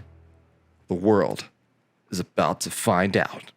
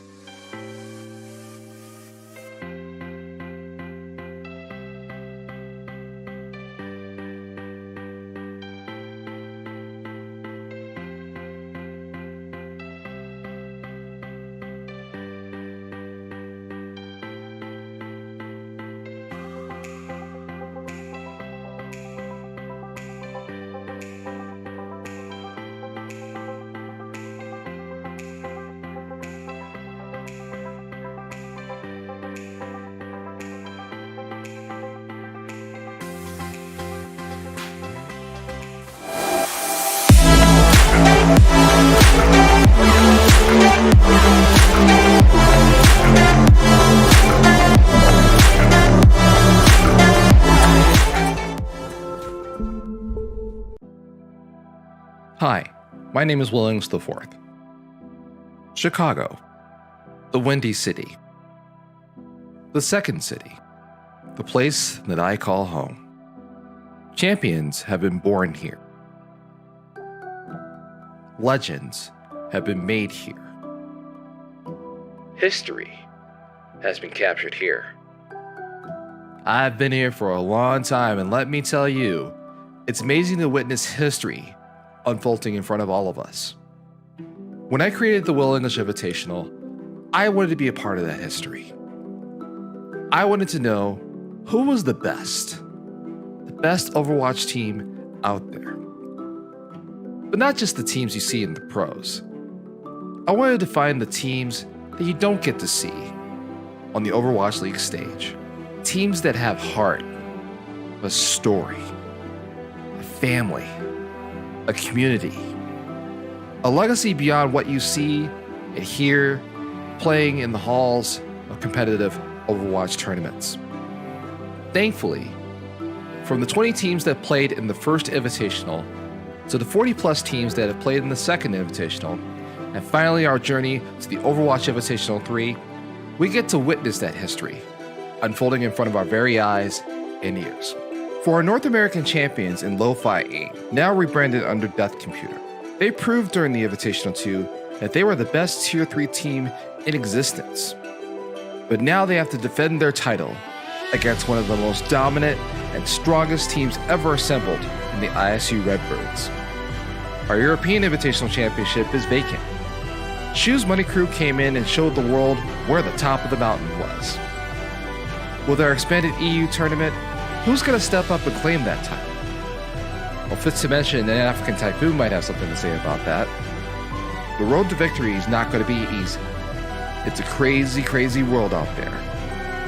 Who's going to step up and claim victory in the Overwatch Invitational 3? Is it going to be you? Do you think you're the best? Well, guess what? The world is about to find out.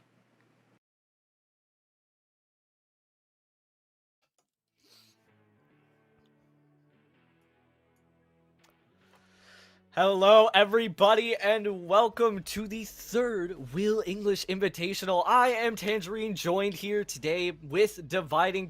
How are you doing? You're coming off of casting quite a great match that just ended up going down.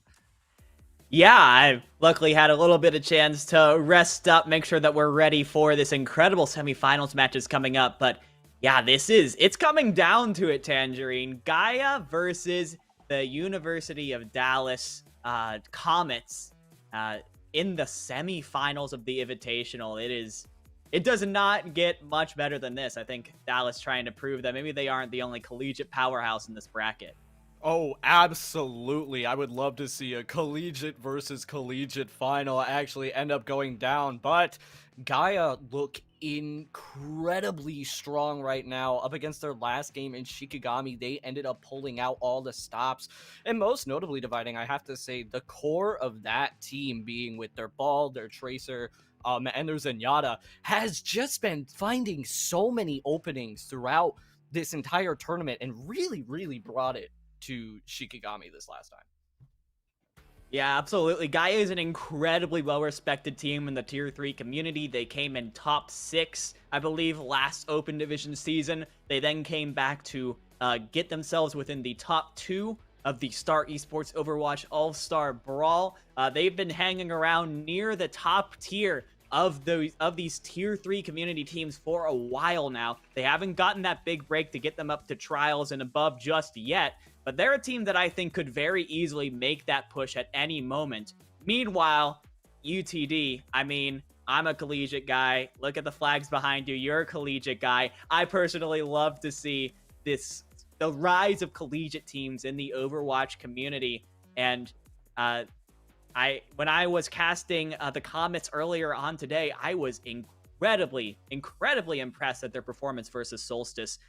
They have a powerhouse DPS player in Petal. Don't get me wrong. His Cowboy and Hanzo play was popping off the entire time. But what impressed me the most was their mechanical skill, just the basics that have been ingrained to them by Bonnie, their player, their coach, player mostly, that has really gotten these basics into them. They had some of the cleanest brawl play that I've seen in a while. Yeah, they have been looking incredible, and hopefully they will continue to look incredible as we boot into Lijiang Tower here. A pretty big staple within the Overwatch scene, a very, very common starting control map to see here. It's going to be interesting to see, though, how UTD end up dealing with the ball comp that's going to be coming out from Shikigami, because they have just been ripping it out back and forth, left, right, and center, and have been absolutely dominant on it. And on Lijiang Tower, I mean, it's an incredible comp to run. It is indeed incredible to run. I'm very curious to see how the comments are going to try and counter it. The Wrecking Ball comps have been here, and they have been intense in this season, in the series so far, in this tournament so far. I think that as of right now, the teams that have run Wrecking Ball comps well have come out on top more often than not over the teams that try to counter those kinds of compositions. I didn't really see the comments play these Wrecking Ball comps. They more tried to go for the brawl. They tried to go for some like instant dive sort of compositions. I didn't see too much Wrecking Ball play from them. And as the first hero come out, looks like we're seeing brawl once again from UTD and the Wrecking Ball from Gaia. So a massive clash of styles immediately as we get in the night market. Yeah, and I imagine that this TP is probably just going to be coming right out of spawn for Gaia, at least. However, for UTD, this is definitely a very, very viable strat that they have going on right now. The TP to strat point has been absolutely incredible to see coming out for these strats that have been consistently coming out from Lijiang.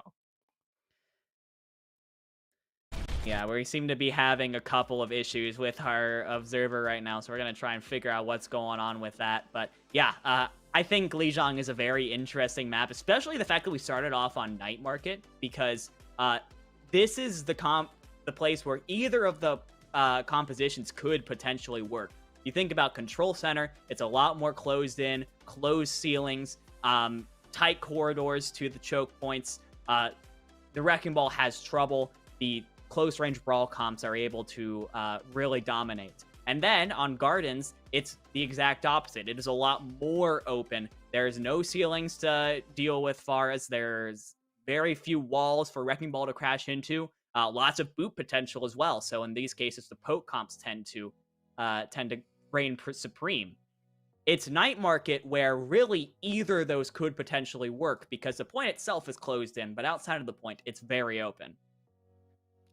Yeah, absolutely. So I have definitely been taking a look at Night Market as kind of like the deciding map pretty much between these two coming into Lijiang Tower, because like you said, you're right. I feel like UTD definitely do have the edge on Control Center. Gaia definitely have the edge on Gardens, but it's anybody's game here on Night Market. However, we are going to be going to a short break, so don't go anywhere. We're going to bring you this match as quick as possible.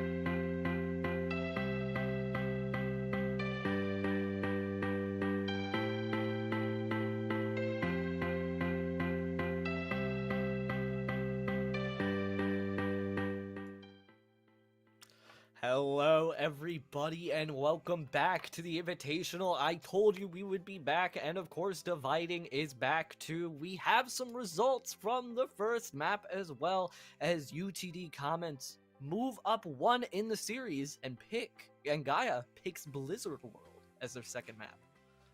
Yeah, that is very, very interesting. It's obviously we were not able to watch first map. I heard that it was really close, especially on round 3. The fact that it went to a third round at all shows that these two teams are pretty evenly matched. But yes, if Gaia is continuing to run these wrecking ball sort of compositions, I do think Blizzard World does play pretty well into that kind of composition. Yeah, I would absolutely have to agree with you. Gaia's comp has definitely been more known to capitalize on teams that are accidentally playing a little bit more split than usual, and then immediately as soon as they see that, they take that initiative directly right away in incredibly short yet effective spurts of damage. If UTD Comets are able to withstand that short burst of damage, or if they're able to rush into this kind of core backline with their off tank that they usually play with, UTD are going to find a lot more success here on Blizzard World. Yeah, and I'm looking for some pincer plays here coming out from Gaia. I think it's very easy, a lot easier than a lot of other Eichenwald maps for the attacking team to get find a little side route to get behind the defending team and just sort of collapse in on a potential brawl or rush or double shield composition, which seem to be the kinds of things that UTD really like to go for here. Yeah, and it's a lot more difficult for Gaia to try and deal with, too. The double shield comp is definitely a comp. Oh, especially with the D.Va here coming out from Tinspire. It can keep your backline up quite nice and healthy, which is really what Gaia kind of want to feast on when they come at you with this split dive comp with the Wrecking Ball. And, well, usually Fidelum was on the Sigma for the majority of the last game. So now actually pressing the D.Va, they're still on the attack doors, so there's still a lot of time to switch them. There is a lot of time for sure. I'm very curious about the Genji currently being shown from Doomed. I think that it could definitely work. It's easy to get on the high ground with those dashes, but goes on to the Tracer. That makes a lot more sense coming out here, and is going to swap again, so I should not have commented on Gaia's comp in the slightest. I've been bamboozled once again. They do end up going on to the Wrecking Ball D.Va with a Hanzo and a Tracer, which means Haven is going to have a bit of a long-range advantage here, as UTD are just on the Somber Cowboy. There isn't really any long-range threat from them right now. Yeah, but Somber Cowboy is such an incredible DPS lineup to have up against the core of Gaia right now with Doom and Astronex on the ball and Tracer. It's going to be a little bit difficult to try and break into it with these constant hacks that could potentially be coming through. Now, lining up for the point, Slam comes right down onto the back, manages not to get hacked. Astronex trying to play careful, make sure nothing happens. You can see the stun happen there on point. But as of right now, Gaia just trying to get themselves set up in a nice position to go for a solid dive. Yeah, UTD are doing a great job so far of withstanding these little pokes and prods that Astro was putting in right now. He's actually been hacked up, found by Kekshurkin, and very barely just gets away with his life. That is going to quite a little bit of sweat off the brow, as now UTD is actually going to try and push in. Oh, but they aggress into Haven, and Haven's eventually taken out. Petal, it does manage to get traded out, though, so Gaia managing to even up the score. Doomed almost has this pulse bomb, going to be able to try and lob it onto a backline member of UTD Comments as Tinspire heads out of the mech. That's the go button right now for Doom to be able to use his pulse bomb to potentially seal this up. Goes in, manages to get the shield, I think, just with the break. Doesn't manage to take them out, though, as the Trank is popped here for Gaia to try and seal the deal with the last remaining thread to this fight. Yes, in the end, the pincer maneuvers from Gaia were too much for UTD. They finally got a little bit too impatient. They went back behind them to try and get a 6v3 against the players that were sort of hanging around in the back. They knew the wrecking ball was low, but the rest of Gaia were extremely responsive in making sure that they punished the Comets for that sort of move. So, about 4 minutes and 20 seconds on the clock now for Gaia to start getting this payload rolling. They do have a lot moving on, but the EMP early from Kashurikan somehow gets caught out there right after the EMP. Must have been a bad position for the Sombra within the EMP. Gaia just managed to take them out single-handedly. That was kind of UTD Comet's biggest way to be able to come back into this fight. The minefield pops in a reaction to the bongo that comes out from UTD Comets, and the mine actually finds Jukebox and the bongo. You cannot get a better value over that dividing. Absolutely not. I wonder if maybe Kashurikan popped that EMP before the rest of the team was ready. There wasn't as much follow-up from it as I think he was hoping for, as now Gaia, they are in such a strong position. They have 5 ultimates coming up in this fight, everything except for the mines from Astro. He could potentially get up to another one, though, if he pops off like he did on that last fight. UTD, for their credit, they're going to have Bomb, they're going to have Rally, they're going to have Amplification Matrix, and the Bob, actually. I'm expecting a very explosive fight to come up here, as potentially 11 ults could be coming online. Yeah, that could be incredible. We're about to be taken to the circus as a pulse bomb manages to come through. Coach Guns over it, oh, in style. Incredible player coming out from Petal, and Fidelum can't get back into the mech. That's really unfortunate here for Gaia. So much damage mitigation lost, and they're going to have to be able to use 2 support ults just to get all of that damage away from their persons. Now, Kadatrix will manage to fall here for Gaia, and Dragon gets eaten for Haven. Adds a little bit of insult to injury on this fighting. Unfortunate for Gaia here. Yeah, Gaia used so much to try and push into this fight, and in the end, with all of those ultimates, it is that just the simple Diva Matrix that ends up winning it for UTD to Inspire just quick on the trigger finger there. And honestly, it was after Gaia had used both their support ultimates, that Dragon was in position to do a lot of damage. Kashurikan comes out, I think, potentially to see if they can force out an ultimate in response, but nothing quite ends up happening for it. Almost end up C9ing there. That was very, very close there, but the EMP is pretty nice. Finds a nice solid 5 members, I believe, and down they fall like dominoes. Gaia gonna have to mount up for yet another push. Yeah, great patience from Kashurikan. He thought that he might have had an EMP, decided not to go for it, wait until Gaia really committed into a fight so that UTD would be in a better position to follow up on all of their abilities shutting down at once. Love the patience coming out, as now Kashurikan's going to swap over to a Torb. This is an interesting swap. I imagine it's a form of Tracer deterrent, as Doomed has been doing a lot of work in the backline, now has to contend with the turret. Yeah, but they have these mines to slam up, immediately cancel out this Orisa ult yet again. It seems almost as if these two tanks have been matching each other ultimate for ultimate, trading it out each time. But when the minefield comes on, it gives you so much more space than the bongo does.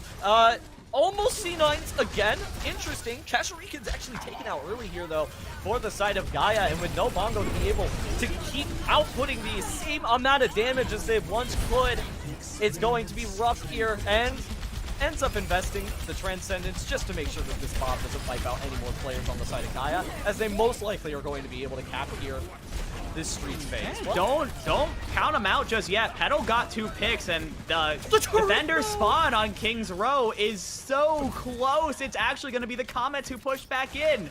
I have to give a shout out to Petal there. Got 2 picks on the Ashe as Gaia were looking to make the killing blow. And while the Comets are looking extremely worse for wear when it comes to their ultimate economy, so are Gaia. They thought they were going to be able to push it through there, so they dropped everything. They're going to have Kadatrix's rally. That is about it for Gaia. If UTD can push through this, all of a sudden, we're looking at a potential full hold with 15 seconds left. Yeah, and Gaia have to make sure that they get rid of this Torbjorn before the Molten Core can possibly come to zone them off a point. Haven actually over onto the Soldier here to try and apply a bit more damage over the top of everybody, take a little bit more high ground control, force Tinspire to go up onto this high ground position and force them away from point. Someone's got a touch. They do manage to do it, and it looks like it's going to be a DPS trade. Petal taking out Haven. Haven taking out Petal. A tail as old as time. Swinging around right now. Is his wrecking ball on point? Cole does manage to get a nice amount of people, but this wall Pulse Bomb is eaten by Tinspire yet again, eating another incredible ultimate that Gaia could have been able to use for this next push. First it's the Dragon, now it's the Pulse Bomb, and now Excellent needs to be able to use the Trank to keep people up for the side of Gaia. They're not managing to burst down these players fast enough on the side of UTV Comet, and Gaia, despite a lovely push coming out here for Street Space, where I thought they were going to be able to take it, are getting stopped short here, just shy of capping it. Yeah, and this is why Blizzard World is one of the most defensively favored maps in the game. Even when Gaia had the picks, they had the damage to be able to push forward into this fight, the defender spawn for the Comets was like literally right there. They were able to just pop back up, get back into the fight. Meanwhile, every time a member of Gaia died, they had to trek for what seems like a mile to get back to the point.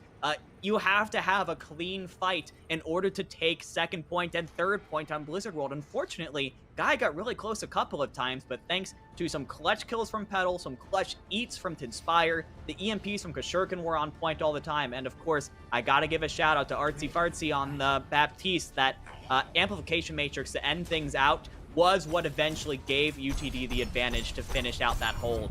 So, UTD are now all of a sudden in a very winnable situation to get themselves up to 2-0 in this series. The collegiate team that everyone thought, oh, you know, ISU are the collegiate guys. They're gonna push through, and I think UTD have come into this tournament hungry to prove themselves.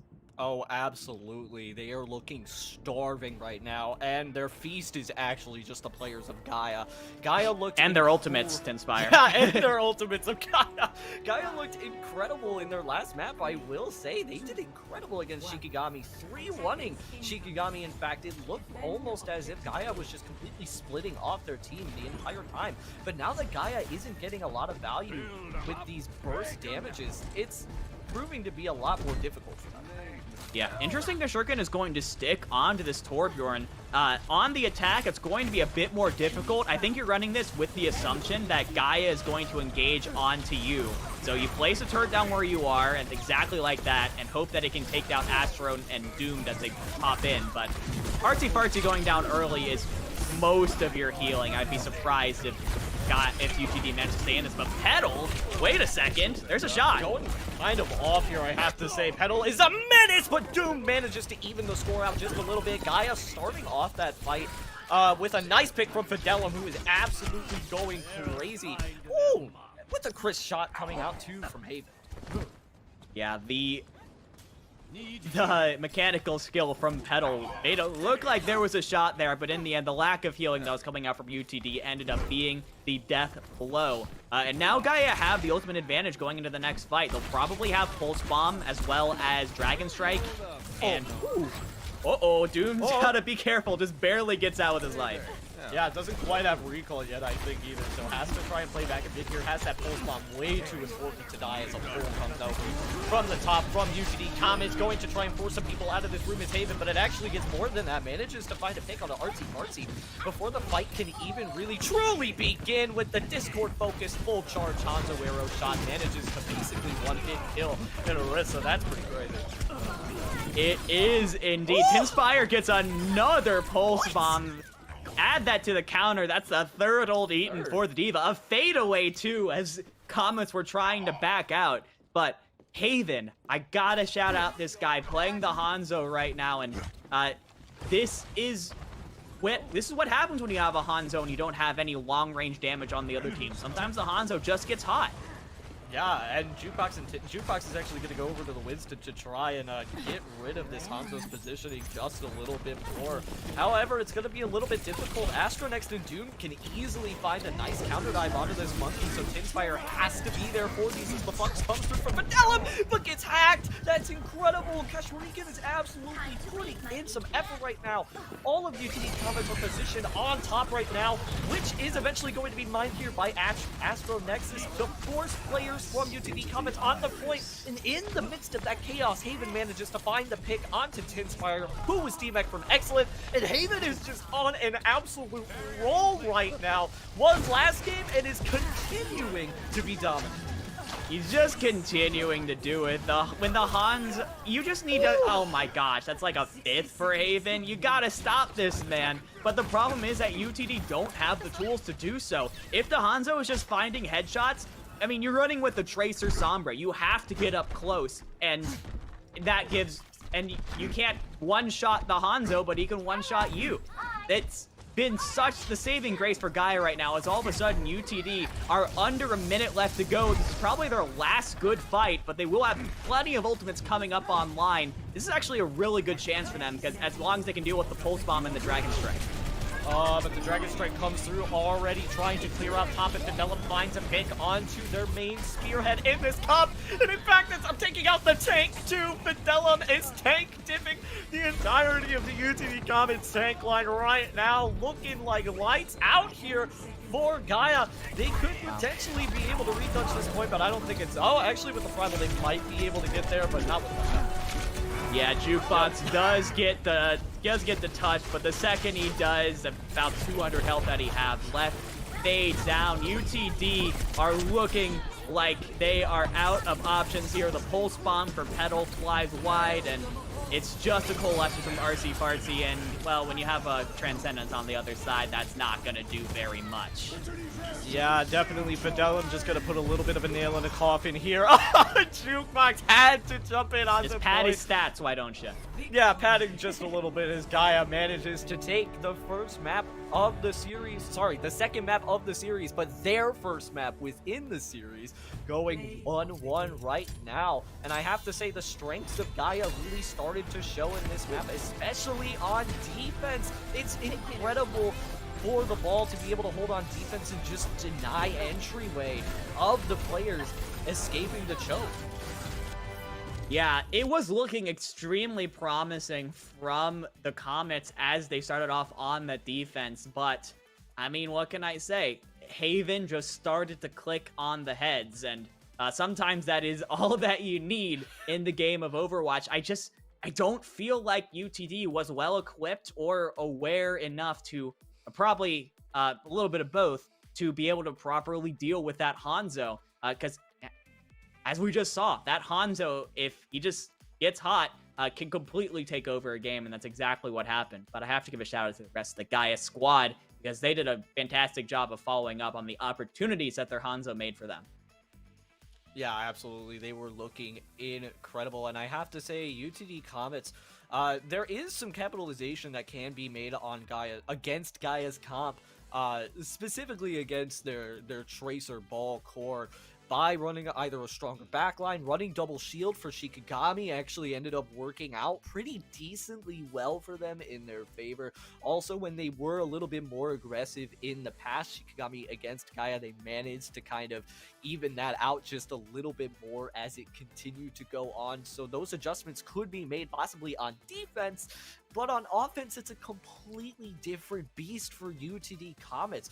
It's so much harder to break into this ball comp than the ball comp is to break into you sometimes. Yeah, and it's partially because, you know, you look at this composition and you go, oh, they don't have any shield. It should be super easy. But this comp is able to play in, like, such an individualistic fashion where you're able to, just kind of play separately, and even if you try and push on one person, there are 5 people waiting to collapse on you. Of course, we are going to be going to our quick halftime break. Don't go anywhere, because UTD versus Gaia has just gotten started, and you're not going to want to miss how this ends.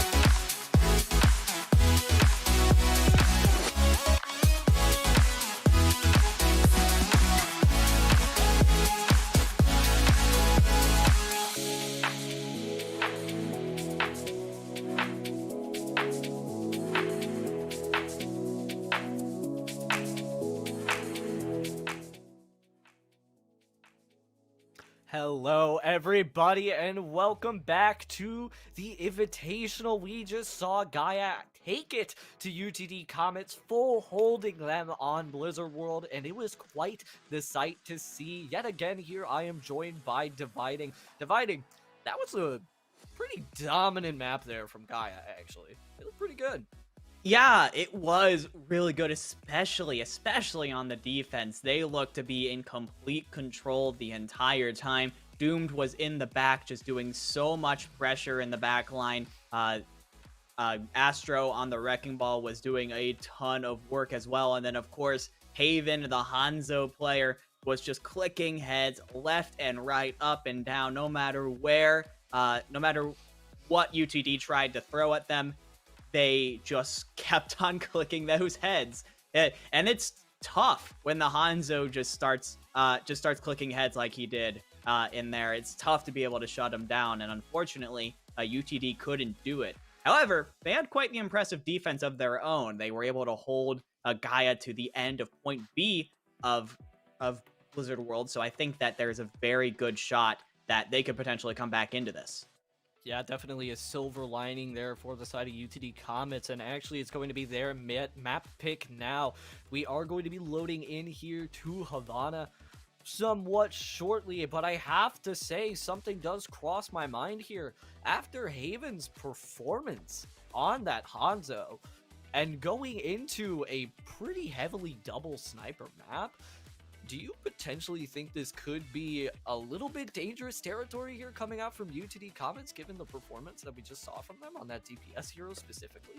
Oh, for sure. I think you absolutely are concerned about Haven, but I think if you're UTD, you also trust in Petal. You didn't really let him go with those sniper 1v1s on Blizzard World. On Havana, we are almost for sure going to see those sniper 1v1s if Haven wants to go a Hanzo, wants to go an Ashe once again. And we are immediately, with the initial hero pick, seeing that exact thing. Haven on the Hanzo, Petal on the Ashe.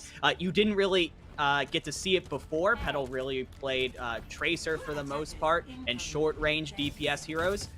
Now that you have a direct potential counter to these snipers, and a dang good one as well, I think UTD Comets are feeling a lot more confident in their ability to deal with Haven and Doomed as well, who is currently showing a Widow. I'm not sure how long he's going to stay on it, though. Yeah, but the Widow could actually prove to be useful. It actually looks like Kashurikan is expecting some sort of dive hero to come out here, or dive core to come out at least from the side of Gaia, so actually decides to opt in for this Orisa Torbjorn setup with Tinspire also over onto the Sigma, which is not something that we've seen from Tinspire, I think, so far in the series. It's been pretty dominant on the Diva, so we'll have to see exactly how it translates into the Sigma as well.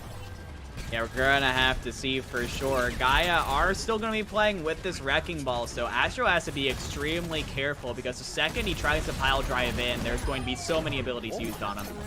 Yeah, that was really unfortunate. Jukebox just got absolutely melted there for the side of UTD Comets. Not even the Immortality managed to save them from that. It might not have come out in time, but Petal trying to even the score right now. The Res will manage to come through for Doomed, though, as they wait for Jukebox to get back into this fight. This is going to be a lot of applied pressure for Gaia before the Mistake can come back. Yeah, absolutely. Especially, I mean, you don't have to worry about the res anymore, and now the Orisa is back for UTD. Artsy Fartsy is coming up very close to the amplification matrix, but could not get it in time to save his Sigma. Tinspire goes down, and Gaia continuing to push in. So many low health pools, though. Yeah, actually manages to use that window that you were saying, though, and could potentially try and snowball this back into their favor. However, with the focusing beam coming out here from Doomed, along with the Mercy Pocket and the Transcendence coming out from Excellent, just to put a little bit of extra healing out onto the side of Gaia, they are going to manage to capture first phase rather quickly.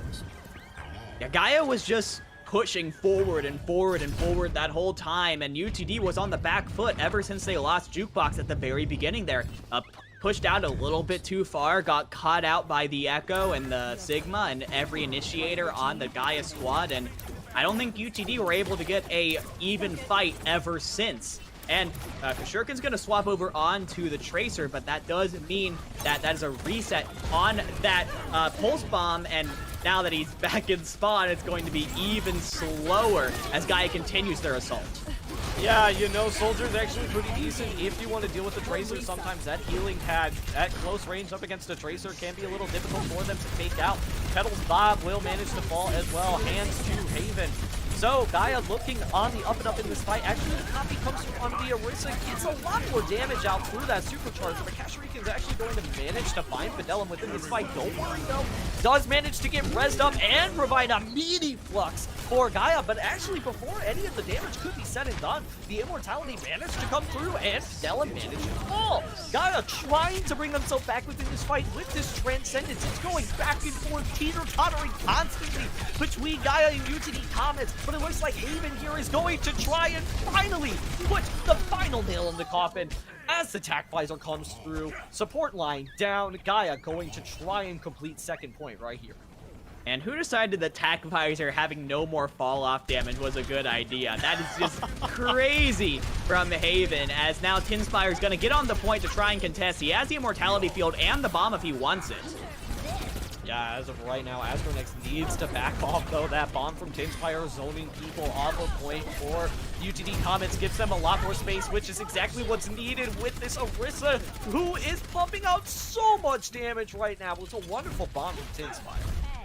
The recontest from UTD was perfectly executed. Get the Diva on first. She has bomb. Make sure she has the Immortality Field on her. Give Gaia just as many things as possible to deal with before they're able to take that point. And that gives you enough time to get more people back on and start getting kills. UTD now are in an advantageous position. 2 minutes and 30 seconds on the clock, and they have Bob and Bongo. Potentially a boosted Bob coming up into this next fight.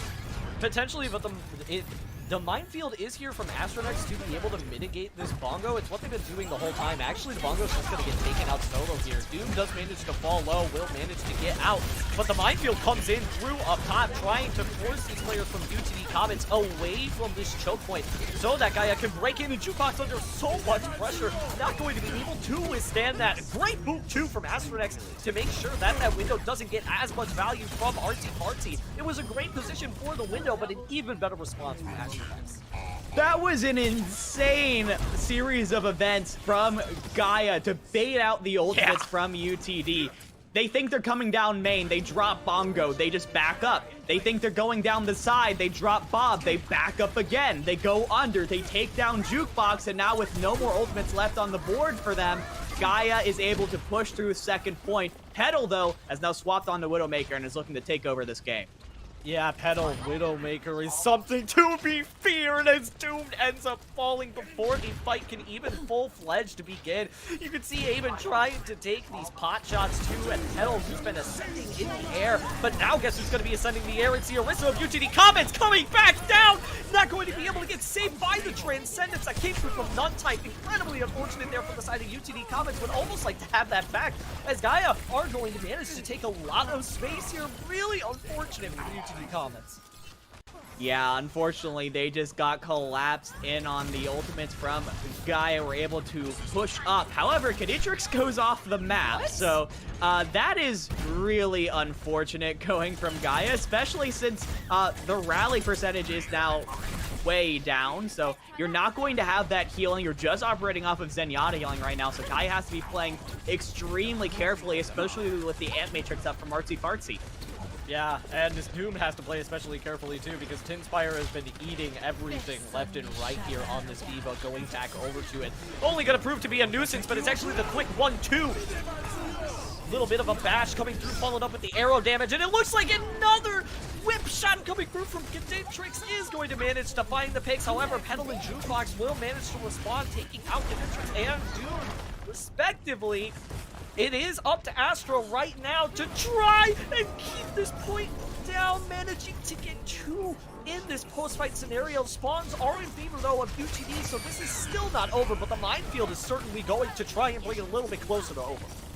Yeah, the fact that Gaia are still staying in this fight for so long, even after losing a couple players, is absolutely insane. And Doom has gotten into the back and taken out the entire back line of UTD. It's just a poor, lonely Diva and Petal trying to get a desperate jump shot off, but Astronex is there with the pile drive, and Gaia are able to finish the map with just over a minute on the clock. those attempted hero plays from UTD were absolutely crazy there on third point. I actually thought that they were almost going to be able to get it, and then Gaia just managed to reverse hero play them right back and sent them to Brazil, basically. Managing to full cap Havana is not an easy feat. Yeah, we talked before about how Blizzard World is one of the most defensively favored maps in the game. Havana's right up there with it. I mean, you saw how they were able to funnel out their respawns right outside the end of the map, but even so, Gaia were able to weather the storm for long enough to get that full cap, which is indeed a big accomplishment for them. So now the pressure falls onto UTD Comets.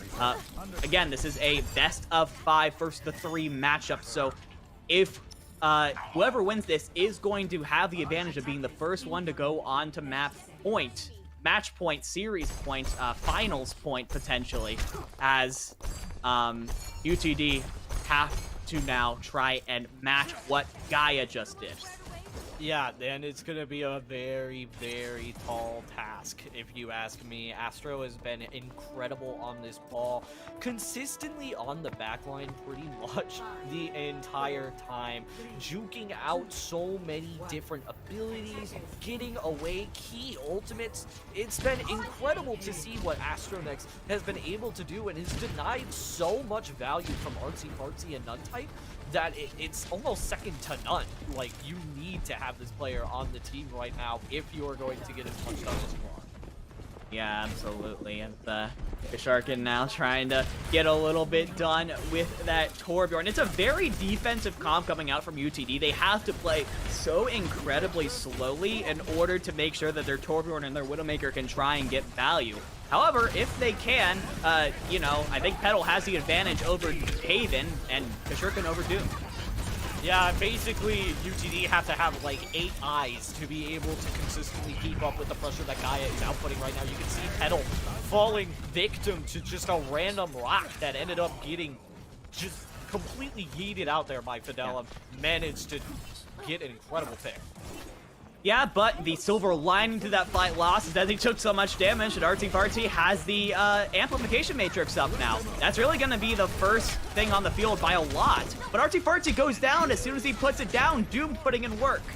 I cannot believe Excellent managed to stay alive there throughout that entire altercation, but it doesn't look like the rest of Gaia are going to be able to do the same. The dive comes through, and with the Discord focus coming out there from UTD Comets and Nuntype, Hammer it's kill! going to be a sealed Let's deal. go! Hammer kill! Kasharkin got it! We got one! Lovely. Let's go. Let's go. I'm proud of you, Kasharkin. You did it. You did it. You Very can put that on broadcast. Twitter later. You can put it in your, you can put it as your Twitter header. You'll love to see it. As now, UTD are trying to push through towards the end of point A, and Astro goes for the contest, does not get it, and without the Wrecking Ball, this is all but over. All but over. This is a Torb diff right now. Gaia don't have a Torb, but that's why it is a Torb diff right now. Okay, just swap Torb. Kestrican, yeah, just swap Torb. I think all of the problems will be solved right now. Not a lot of analysis can really even be said there. It was just Kashtarikan going absolutely off and finding Astronex before anything could really even happen here for Gaia. Yeah, and look how far forward Jukebox is playing right now, just trying to get as much space out of this attack as humanly possible for the Comets. However, Gaia are now going to start pushing back in, and Jukebox wisely backs up, doesn't have supports with them right now, and Gaia are in a very strong position. Everything except the Pulse Bomb will be coming up momentarily. Yeah, and they're on defense. This ball will manage to get around a little bit better. Dragon to try and clear off this high ground. Jukebox will manage to be taken out along with the Bongo that came out to initiate the fight from UTD Comets. Now, on fire, Astronex trying to run away, just stay away from point. Kashtarikan needs to keep this turret up, though. It's the main turret up against the Tracer on the side of Gaia, so incredibly important that it stays up. Manages to get broken, though. Gaia know that this is an opening now where they're going to try and capitalize on it, but wait. Manages to get taken out here is Astronex, and a nice flux coming out from Fidelum. Does get mitigated, but they had to use so many important key support abilities and even an ultimate to be able to mitigate it. Tinspire will manage to get Haven out in the middle of all of this chaos, but it looks like Gaia are kind of on the up and up here as the stick comes through onto the Orisa, manages to fall within the fight, and I think Gaia have it. Yeah, like you so expertly pointed out, the Gravitic Flux was the turning point of that fight there. No kills came out of it, but it forced so many abilities out of UTD that they were not able to stand up to the following assault that the Gaia was putting on top of them. And now they're coming into this fight. They still have the rally, so they're going to have that armor boost coming into this fight. But Astro won't. He's been caught in the middle of everything, and he's down. That's unfortunate. That's actually happened a couple times now. Astro really has to be a little bit more diligent with going up onto those high grounds. And Tinspire has just been an absolute menace on this team. Actually got like 3 picks despite the fact that UTD Comets didn't even win this last fight. Has the bomb to be able to use as well to try and clear up this area. Will use it immediately. It's a good one with the pull as well to get Haven secured. Will be this second point for UTD Comets.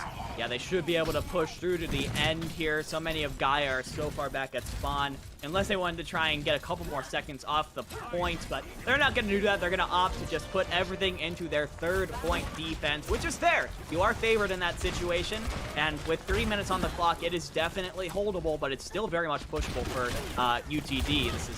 This is a game that could still go in either direction. UTD, though, do have the Molten Core, the Bob, and the Amplification Matrix, as well as the Supercharger coming up soon, but no Tinspire. Yeah, no Tinspire is no Tinspire is a little bit upsetting, but the bomb is gonna try to even the score. The nastiest shot that I've seen come out from Haven so far with that sonar arrow coming out on the pedal. The fadeaway shot has never looked better as a window comes out in response to the minefield from Astronex. Immediately responded to with the Transcendence coming out from excellent pulse bomb. Lands there onto Tinspire, who manages to fly up in the air and mitigate all of that damage. But no mines left for Astronex actually means that Bongo is gonna get an incredible amount of value for UTD Comets, coupled with the big rally from the side of UTD Comets. Their sustain is up and their damage is through the roof. Gotta clean that up rather convincingly. They do clean it up, but it takes them everything that they have in their arsenal to do it. They have the Diva Bomb coming up kind of soon from Tinspire, but other than that, nothing is even close. And Gaia has the Gravitic Flux. There isn't anything that can really be done except for the Immortality Field. If he can force that out early from R2 Partsy, that's huge. We also just saw Doom swap to a Genji, which is, I think, a very interesting swap to make at this point in the game. I can't tell you why he did it. Oh, this might be why. What was that? That is just crazy. From the top, ropes and pedal goes down. I can't believe it. The Flux hoists the members up in the air. Right now, Tinspire just getting absolutely decimated thanks to that Flux. And I guess that's why you go onto the Genji. I guess they just assumed that Pedal was being a little bit too dominant in this matchup going up against them and wanted a better counter. Yeah, and you can really take advantage of that now that you have such a small area to play around. There's only a few places for Ashe to consistently be able to position herself and get value, especially when you start pushing in towards the end of the map. And Doomed is going to look to take advantage of that now. But UTD does still have the Bomb and the Molten Core, two very good zoning ultimates that they have to contend with. Yeah, and the bomb is actually a nice little initiation there from Tinspire. Manages to get both the Immortality Field and Astronex, which means an Immortality Field was wasted trying to save a player from Gaia, but it's actually going to be Doomed on the Genji yet again, finding the first pick for Gaia. 75% of that blade coming up rather quickly, and you have to say here, this is really difficult for Nuntype. Even if Trank was up, has to kind of choose between the lesser of two evils, between the blade and the Flux. Yeah, that is so difficult, especially when the Immortality Field was used early on in the fight. UTD are in dire straits now, going for an emergency brawl comp, changing literally everything. You have no ultimates here if you're UTD. You just have to go off of mechanics here. You have to just W onto the tank to know if you can run them over. Oh, and that Fire Strike is the best way to do it. That hit like 4 people coming into it and managed to get Cadintrix along with some combo damage that ended up coming out from the other players of UTD. Blade, I think, coming out right now. Yes, it will be, but it's not managing to find that many players. As Pedal shuts down 2 players with the headshot. Bongo going to be coming out here from an off angle right now from Astronex. Unfortunately, going to be taken out pretty swiftly here for the side of Gaia. They're managing to hoist some players up in the air, but no Sig-9. Cashwinkin has that left shift. The Ice Block to be able to freeze them in midair will not get pulled up. Wow. And even though Gaia have a nice time bank, completing Havana and seeing your win condition right now is incredible. I'm surprised that it took this long and it took this kind of situation for the comments to go Brawl. Every time I watch these guys play Brawl, I am so incredibly impressed. They played that so perfectly. They just used the Lucio speed boost, pushed forward onto the tanks. Gaia has double shield tanks. They don't have a good way to disengage. They just get run over. Gaia had the ultimate advantage by so much. And it did not matter because UTD just rushed in and killed them before they could use them. Yeah. And that's why tempo is so important in Overwatch, I have to say, Dividing. Like, literally, if you can catch your opponents off guard before they're even able to get a cohesive fight plan out and really get a ton of planning done, I mean, you've pretty much won the fight right there. You catch the enemy with their pants down. I mean, it's just an uphill battle from there. And now, Haven going to be on the Symmetra? Going for a close hold, most likely. Yeah, definitely a close hold. If you know you're going to be close up anyways, I like the Symmetra pick just as much as the Cowboy here, especially since your laser ramps up. The longer you get it on people, you're able to get more ammo when you're going on shields. You just got to make sure to be careful so you don't get caught out early because you're pretty fragile here. Yeah, Fidelum also has to be weary of the flashbangs that come through from Petal, and also weary of the fact that Keshrikan's over on the Maze swapped incredibly quickly to deal and handle with this Brawl comp. Actually going to be a very similar comp here coming out from UTD, the rush which they have been so incredible at so far throughout the tourney will manage to come out. Going to be rush speed rush, which is something I was definitely not expecting on Gaia versus UTD comments, but we're going to roll with it anyway as the Sim Beam going up to level 3, managing to get Jukebox down an incredible amount. Somebody needs to deal with this Sim, and Petal's not going to be the one to do it. It's actually going to be Tinspire managing to take out 2 members of Gaia, and the turret clapping right back. They are indeed, and there are only a couple squishy members of Gaia left on the cart, but they've done their job. There's 10 seconds left on the cart, and it is just starting to move now. So Gaia has taken off all the time off the clock that they need, and they just need one more clean fight win to force UTD into a very bad situation here, and they have so many ultimates coming up as well. This is very well timed. Haven doesn't quite have the wall yet. If this can get any value, that would be amazing. The wall manages to come out from Haven, and the Deadeye doesn't manage to get much more than a bunch of shields broken, which is now useless as Gaia push forward with the Blizzard right past the wall. An incredible sequence of events coming out from them, but it looks like the main core of UTD Comets managed to push past. Managed to get the May ultimate up online, but it's going to be to no avail. Getting stopped right at this corner here is a very great win condition here for Gaia to have. It is extremely good. They didn't even manage to get it quite around the corner, which now puts UTD in a very awkward position. Usually in extra rounds, you would want to also go for a close hold. You would want to try and get as much time off the clock as possible, but the problem is the Golden Box victory is so close to the spawn that when you end up losing that spawn fight, which everyone ends up losing it eventually, the spawn holds are just too good. The spawn advantage, for the attackers is just too good that if you end up losing that, then you just might end up straight up losing. You don't get back to the point in time. So UTD has a very big decision to make here, as they are currently showing rush, but I'm not sure if they're going to try and hold close or if they just want to hold at the corner and just try and hold there for 2 minutes. If they hold close, this has to be a completely perfect defense from them. Like you were saying, it's kind of I think they're going to go for it based off of where Jukebox is. Yeah, I mean, this is the place to do it if you are going to do it. This has to be perfect here, though, from UTD Comets for at least 2 minutes. And you have to manage to get so you have to manage to get Gaia off the cart as well, completely. Yeah. Before overtime can tick down. That is a tall task, and we're gonna see if UTD Comets are up to it. Yeah, actually we see Doom come out on the Echo Mercy right here. This is going to be interesting because UTD don't have a ton to deal with it other than Petal, and with Petal being focused on the Echo Mercy, that's going to open things up for the rest of Gaia to start doing damage without having to worry about it.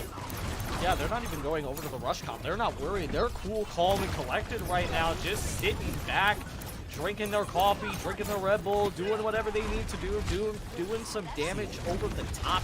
Haven also as well. This is definitely a very poke-oriented comp coming out here for Gaia, but with this close hold, it doesn't really seem to be getting too much done. However, Doomed in the backline does manage to find a little bit of a crack in the armor as Nuntype will manage to fall, and this is exactly the opening that Gaia needs as Petal and Jukebox follow suit as well. And this is exactly what you needed for Gaia and UTD. Like I've said, now they've got to rush. There's about 30 meters, now 20 meters left until Gaia are going to take map 3 and go up 2-1 in the series. And UTD have to get back fast if they want to be able to contest this. Yeah, looked like Astronex. They're not going to get there. Oh, they just barely They get there. do manage to touch. That's really incredibly close, though, and Nuntype ends up paying for it with their life. The window, though, could potentially turn things around here from the side of UTD Comets, but it's actually a great Transcendence from Excellent, followed up with the pile drive Dragon coming through. Usually Haven manages to find people with that Dragon, doesn't manage to do it this time, but the copy from Doom, some extra main tank pressure up and applied to Jukebox is going to be so difficult to deal with. Also hoisted up in the air with the Stigma. Shatter comes through to try and put a final statement on this fight as the cart rolls in a golden box of victory, and Gaia managed to move up 2-1 in the series against UTD Comets, and it was UTD's map pick.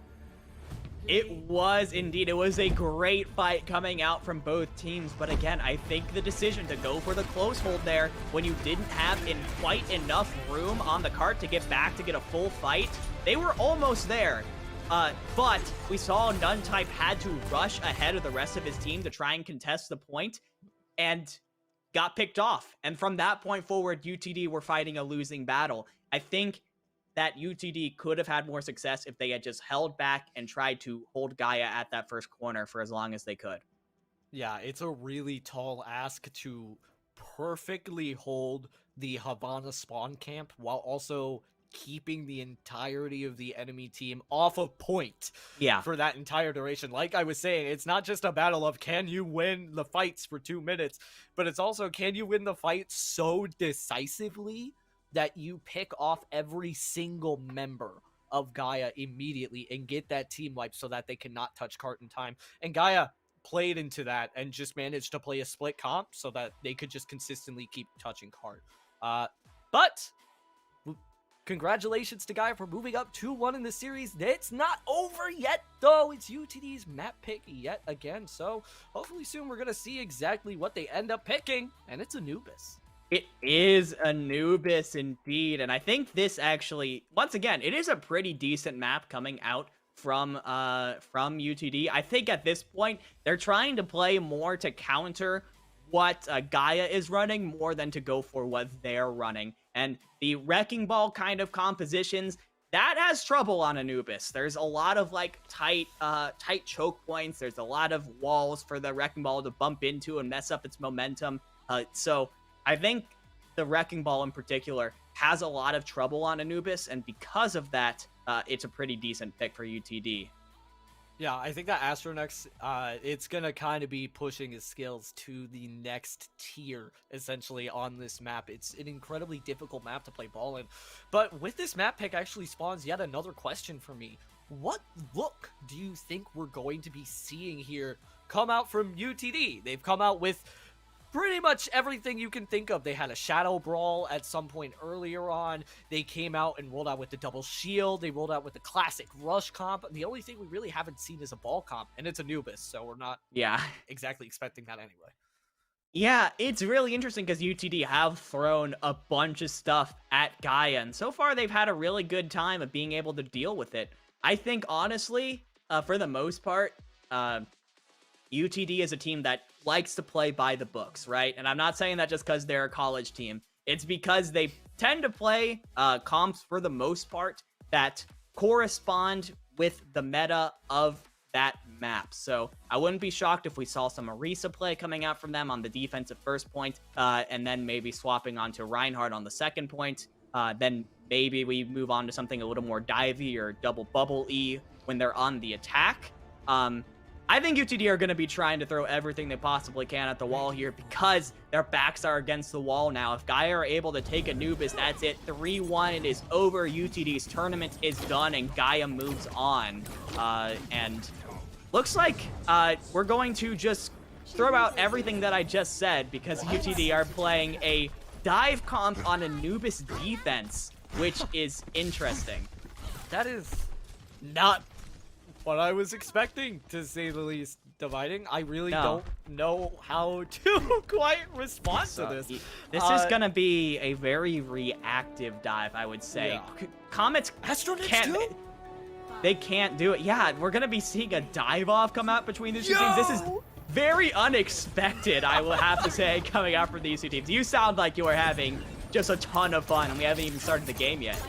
It's double bubble too. This is such a different variation of dive that's gonna come out here from Gaia, and it's very representative of how these two teams have played. Gaia trying to play incredibly fast, short bursts of damage, lends itself incredibly well to double bubble, where Haven, Doomed, and Astronex are going to try and dive onto a single target, and it manages to actually end up working. Jukebox gets a little bit too big for their bridges there, manages to get taken out by the focusing beam. Goomba stops completely artsy-fartsy on this Winston. Astronex coming out with a next level Winston right now that I was not expecting.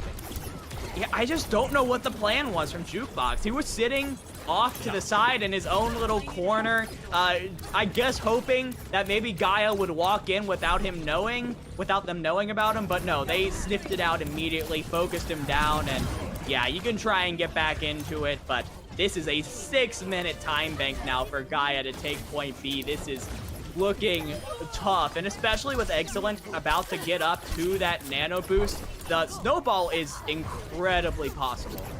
They're just donating ult charge right now. This is ridiculous for the side of UTD Comets. RT40 also doesn't have the good spawns. I don't even think Gaia know that. I think that they just inferred that they got the good spawns. Kasharikan is going to be able to even out the score though with Doom. However, Gaia is still amping up the tempo right now. RT40 being down for just a little moment in that fight has given the incredible opening here for Gaia, and now UTD Comets have to come out with something big, and that is the best way to do it. I think that could potentially be the fight as Petal manages to find both of the supports for the UTD Comets, potentially saving them here, but Gaia did manage to take a tick. Yeah, the fact that they're able to push in and take a tick just off of Excellence Nano Boost is so big for Gaia. It puts so much pressure now on UTD to make sure that they don't give an inch. Their margin of error just becomes thinner and thinner. However, they do have every ultimate except for Petal's Pulse Bomb coming up right now. Gaia has everything except the Pulse Bomb and the Nano Boost, so explosive fight coming up. Oh, and double primal could come out here for UTD Comets, but it's a really good grab from Fidelum. Actually, it pretty much mitigates all of the damage that could come potentially out from the double primal. You still do have the copy that's out in the backline right now, trying to deal some damage from UTD Comets, but in the meantime, Doom has also ended up using their copy to try and get a little bit more support here for the side of Gaia. Rally will manage to pop, and it's a double rally, actually. Kha'Zix just managed to end their rally, and they have immediately started yet another one. Coupled up with Astronex's Primal, there is so much survivability right now for the side of Gaia, and it's so difficult for UTD to try and combat with this backline consistently being bubbled down to the ground, with the stick coming out on the Excellent. Actually almost manages to take out Astronex as they leaped into the back for the Tinspire with the 4th eat so far that we've seen, at least this series. And with the Bastion coming back onto point, I think UTD are going to be able possibly to hold here. I think they are. They finally managed to do it. It is a certified 2 CP moment, but UTD, they managed to hold on.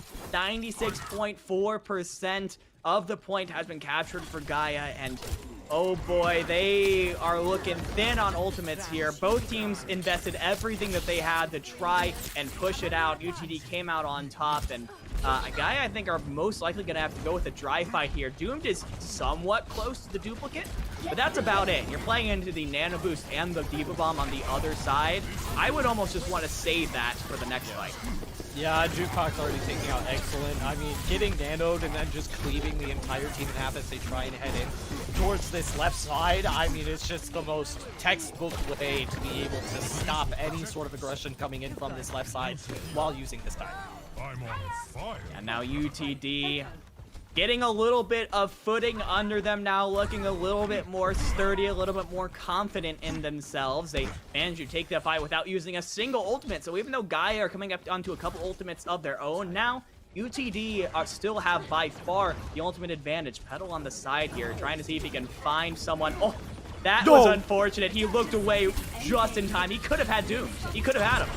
Oh, but he actually managed to get excellent. You take that. You take that instead. They don't touch. Wait, no, they cap. They They cap. die? They just.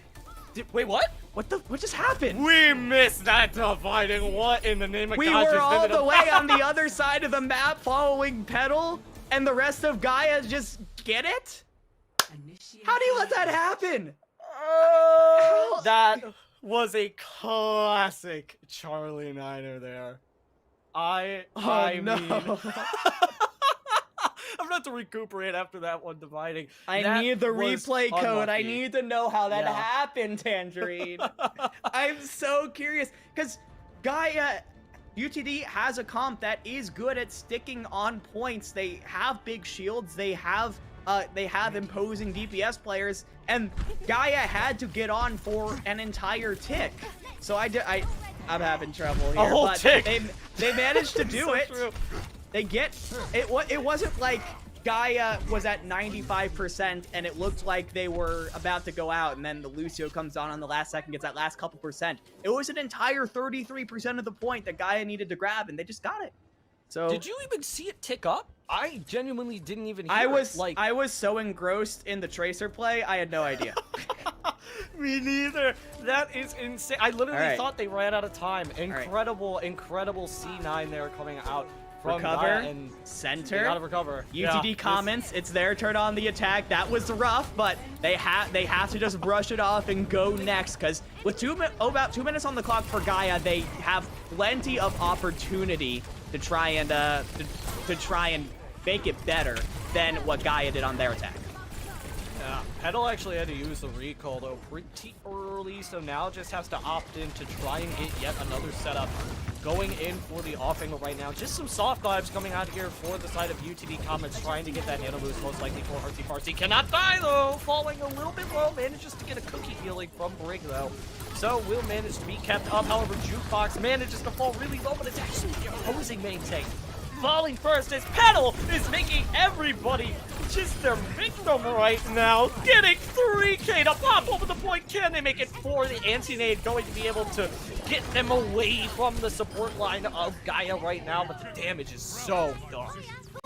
Petal from Dark Mode, from Obey Alliance, now a Comet does what he does best. It just takes over a fight on Tracer. What beautiful play from him to crack that open from UTD, and it's just like the C9 never happened now. They have just about as much time as Gaia had on their attack to take over point B, and they had the nano boost and the pulse bomb and the grab probably from Tinspire. The snowball was real.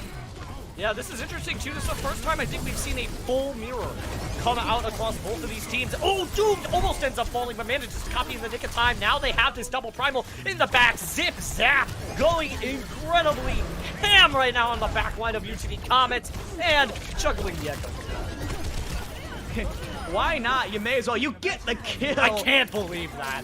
What incredible juggle mechanics coming out from Doomed right there. Just showing dominance over his opposite number there. But UTD are coming in now with quite the ult bank. They're going to have everything except for the pulse bomb coming up here. And honestly, with the game Petal's having right now, I wouldn't be surprised if they have it pretty soon as well. The potential six comp fight coming out from UTD. Gaia will have plenty of ultimates of their own to deal with it, but this is still a great opportunity.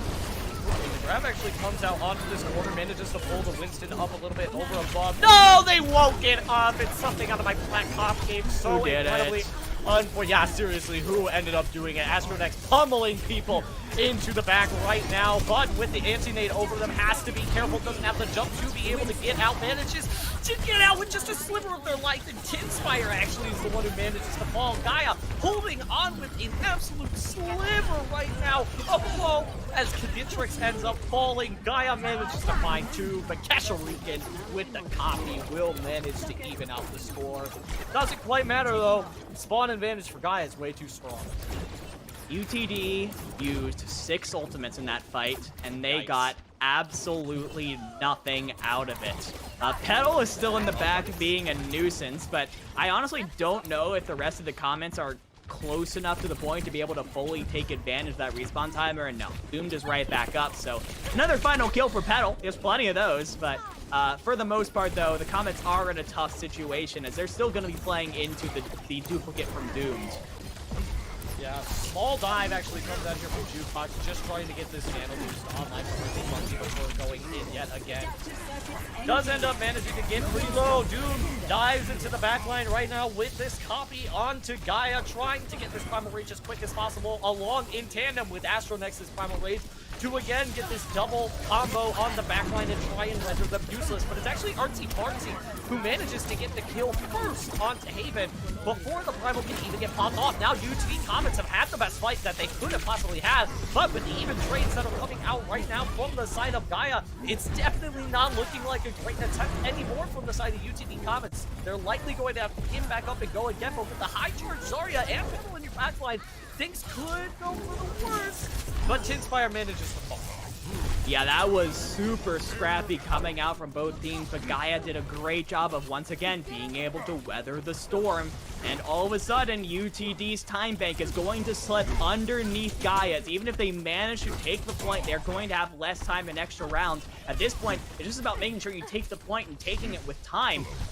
And Gaia, once again, have a solid ultimate advantage over UTD. It feels like ever since that 6 ult fight, the Comets have been playing in a hole. Yeah, and I need to just remind people what's at stake here. This is the tournament life of UTD Comets currently at stake as it's lobbed in from Fidelum onto the side of UTD Comets. It's actually Tinspire pulling up the Uno first card, finding a pick there onto Canitrix, but Nuntime will manage to get traded out as well, not having that Brig for healing anymore. Actually, the Brig was rallying from UTD Comets. Yeah. I didn't even realize that is absolutely massive. Doom will manage to find the pick as well onto Petal. This is so dire now for UTD. I think it could be a switch from Tinspire even if they're gonna lob that grab out for a lost fight. I sure hope so. That looked desperate from UTD, and Tinspire does not switch. No. This is desperation right now from Comets. Their backs are against the wall. Their tournament lives are on the line, and they're making mistakes. I didn't see this from them when they played against Solstice. Right now, they're playing like a team that's trying desperately to make something happen. Oh, and Petal gets kicked off first, though. It's a great anti-nade that goes into the back of Gaia, manages to land onto 2 of their frontline members, but it doesn't end up getting panned out as one of the members of UTD ends up falling. Now only a minute left. A minute left for UTD. This is probably their last really good shot to get set up for a fight here. They're going to have to play around the pulse round from Petal. He's gotten plenty of picks off with it before, as well as the zoning ability of Jukebox's Primal Rage. However, Gaia is having 6 ultimates once again on this fight. They're in such a good spot. Oh, and Tinspire ends up falling first. Gaia are looking crispy for this last fight. However, actually, it could be a silver lining here for the side of UTD Comets. They lost that fight so fast that they might get another. They get one final chance at glory here. One final chance. It's going to be an overtime if it's going to happen. So at this point, it's just about trying to force out a draw and keep this series going. But Gaia won with just the grab. They have all 5 of their other ultimates, and they're going to go aggressive. Oh, and Double Primal comes out into the backline with the Nano Boost as well. I don't think there's going to be any member here from the side of UTD Comets who is realistically going to get a nice point contest here coming off from them. It's going to be all silence. Radio noises coming out from the side of UTD Comets as they're wiped off of Temple of Anubis. Goodbye, UTD Comets. The potential collegiate grand final that could have happened has been snuffed out short as Gaia 3-1's UTD Comets. What a game from Gaia. It was looking scary. I'm not gonna lie. It was looking scary. UTD Comets, they were the upstarts. They were coming in off of some dominant victories, looking like they had something to prove. But in the end, the experience of Gaia, when things got rough, is what eventually ended up giving them that crucial edge to take them to a victory. I think we've seen very much UTD Comets have the mechanical ability to keep up with Gaia, but in the end, when things got tough, the Comets got desperate. They tried to force things, and Gaia took advantage of it every time. Yeah, every single time, I will say. And there's something to say here too. I kind of saw Gaia as almost as this one-trick pony with this ball comp that was coming out consistently. They were doing so well on it. There was really no reason to switch. They just abandon it completely in Temple of Anubis. A map pick coming out from UTD Comet specifically to counterpick Gaia, most likely, moving over to a double shield or the double bubble as we saw. But Gaia mirror UTD Comets on a comp that they have not been running whatsoever, as it seems, and they just stole the show right there. As well as a nice little C9 to cap it off from them as well. Yeah. Yes. I How's it going, Will? I mean, yeah, I'm just as shocked as you are right now. You know, just kind of like I was expecting UT to go far, and they were looking really good, you know, in that match. But you know, 2 CPs kind of the death knell, right? It kind of ends with a sour note. Yeah, a little bit, but I really hope that UTD is able to go back to the lab. I'm sure Coach Bonnie has plenty of notes written up for his team right now, and they're only going to come back stronger. I have been keeping tabs on the program that they're growing right now at UTD, and it is something to keep an eye on for the future. Already, they're probably a top 5 collegiate program, top 10 for sure, which is really impressive for a team that really only came out of the woodworks this year. Yeah, I mean, just like kind of like the collegiate rising is kind of all these super teams coming together. I mean, it's been kind of nutty seeing how. I mean, like even with ISU tomorrow, right? It's just like, you know, you would think that like, okay, collegiate is just a fun team, but no, these colleges are recruiting. They're setting up like these super teams, and they're making waves and making noise. And so this is not just a unique situation here. This is going to be something that's going to be, I think, a constant in our future, especially when we get to Overwatch 2. Yeah.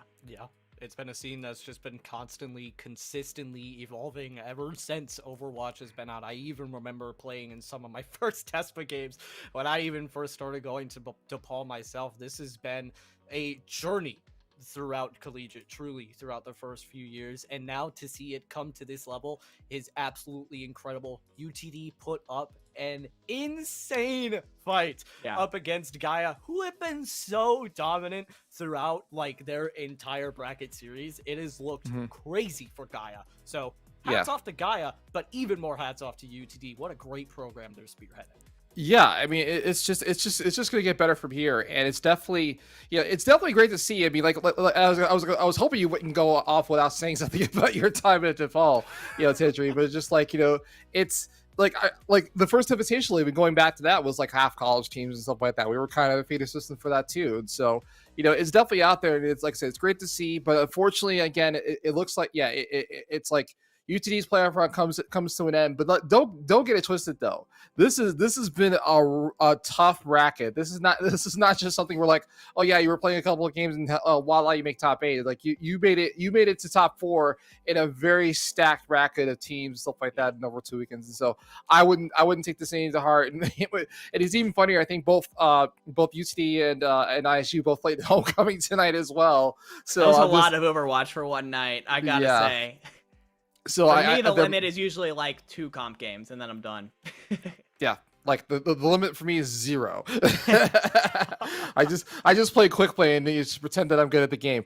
But that's gonna do it for us. I think so. So I know that there were some questions about the bracket, but I think if I understand this correctly, so the EU, we have our 2 semifinal matches and stuff like that, but we've played both of our semifinal matches. So I think it's gonna be Gaia versus Redbirds tomorrow for all the marbles. So they've won the money match and now they're in, and it's going to be one final match. Unless I'm forgetting about one other team that's in the bracket. I was told earlier in production that there was supposed to be like another semifinal game, and I'm like, what? But you're right. Like the ISU played against G4. So what was that all about? I do feel like there's a team we're missing, and I feel bad if there is.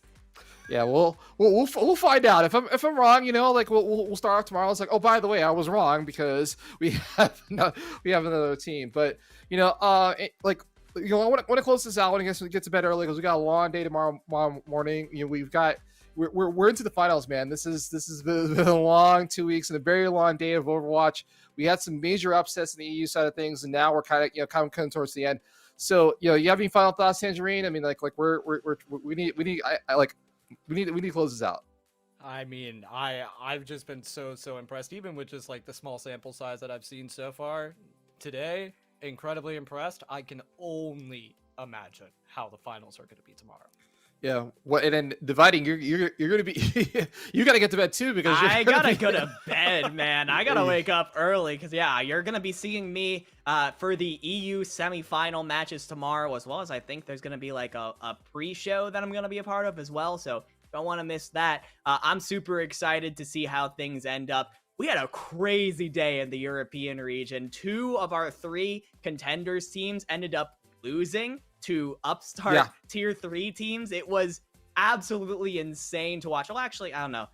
Mind Goblin isn't really a tier 3 team. They're like a tier 2. yeah, team. they were. But they were still, contenders they beat trials. all yeah, which is like crazy. They're like potentially a top 4 contenders team in Europe right now. So the fact that everything is shaken up and we have no idea what's going to happen next, I'm super excited to see how it all ends. I mean, there is only one team left. There's only one contenders team left in EU, and that is African Typhoon, right? Which we didn't get to see a chance to play. But if they're anything like, I was looking at the thing. Everybody's like kind of like a pastiche of something else, right? So they're a pastiche of British Hurricane, and then American Typhoon or whatever the heck it was. I'm like, come on, people, you're making up something else. Like, why do we got a copy of everybody? But no, you're absolutely right. I just want to reiterate again, ladies and gentlemen. This is competition. This is it. I mean, there are a lot of people hemming and hawing about like ISU, and I'm like, guys, these teams are not invincible. They're not gods, okay? They like. But if you can make God bleed, right? Like Mind Goblin's going to make a name for themselves and probably get some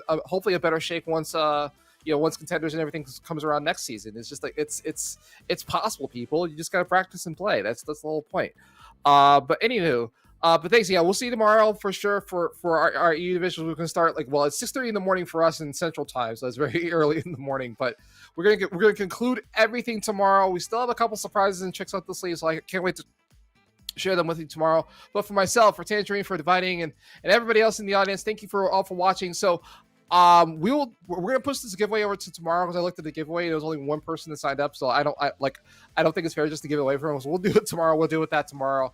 But thank you all for watching today, and tune in tomorrow for the grand finale, ladies and gentlemen. It will be the semifinal matches tomorrow for EU, and then grand finals, and then will be the grand finals for North America tomorrow. And then, like I said, these are all money matches here, ladies and gentlemen. So don't miss it. Way to go, everybody. Up, 1, 2.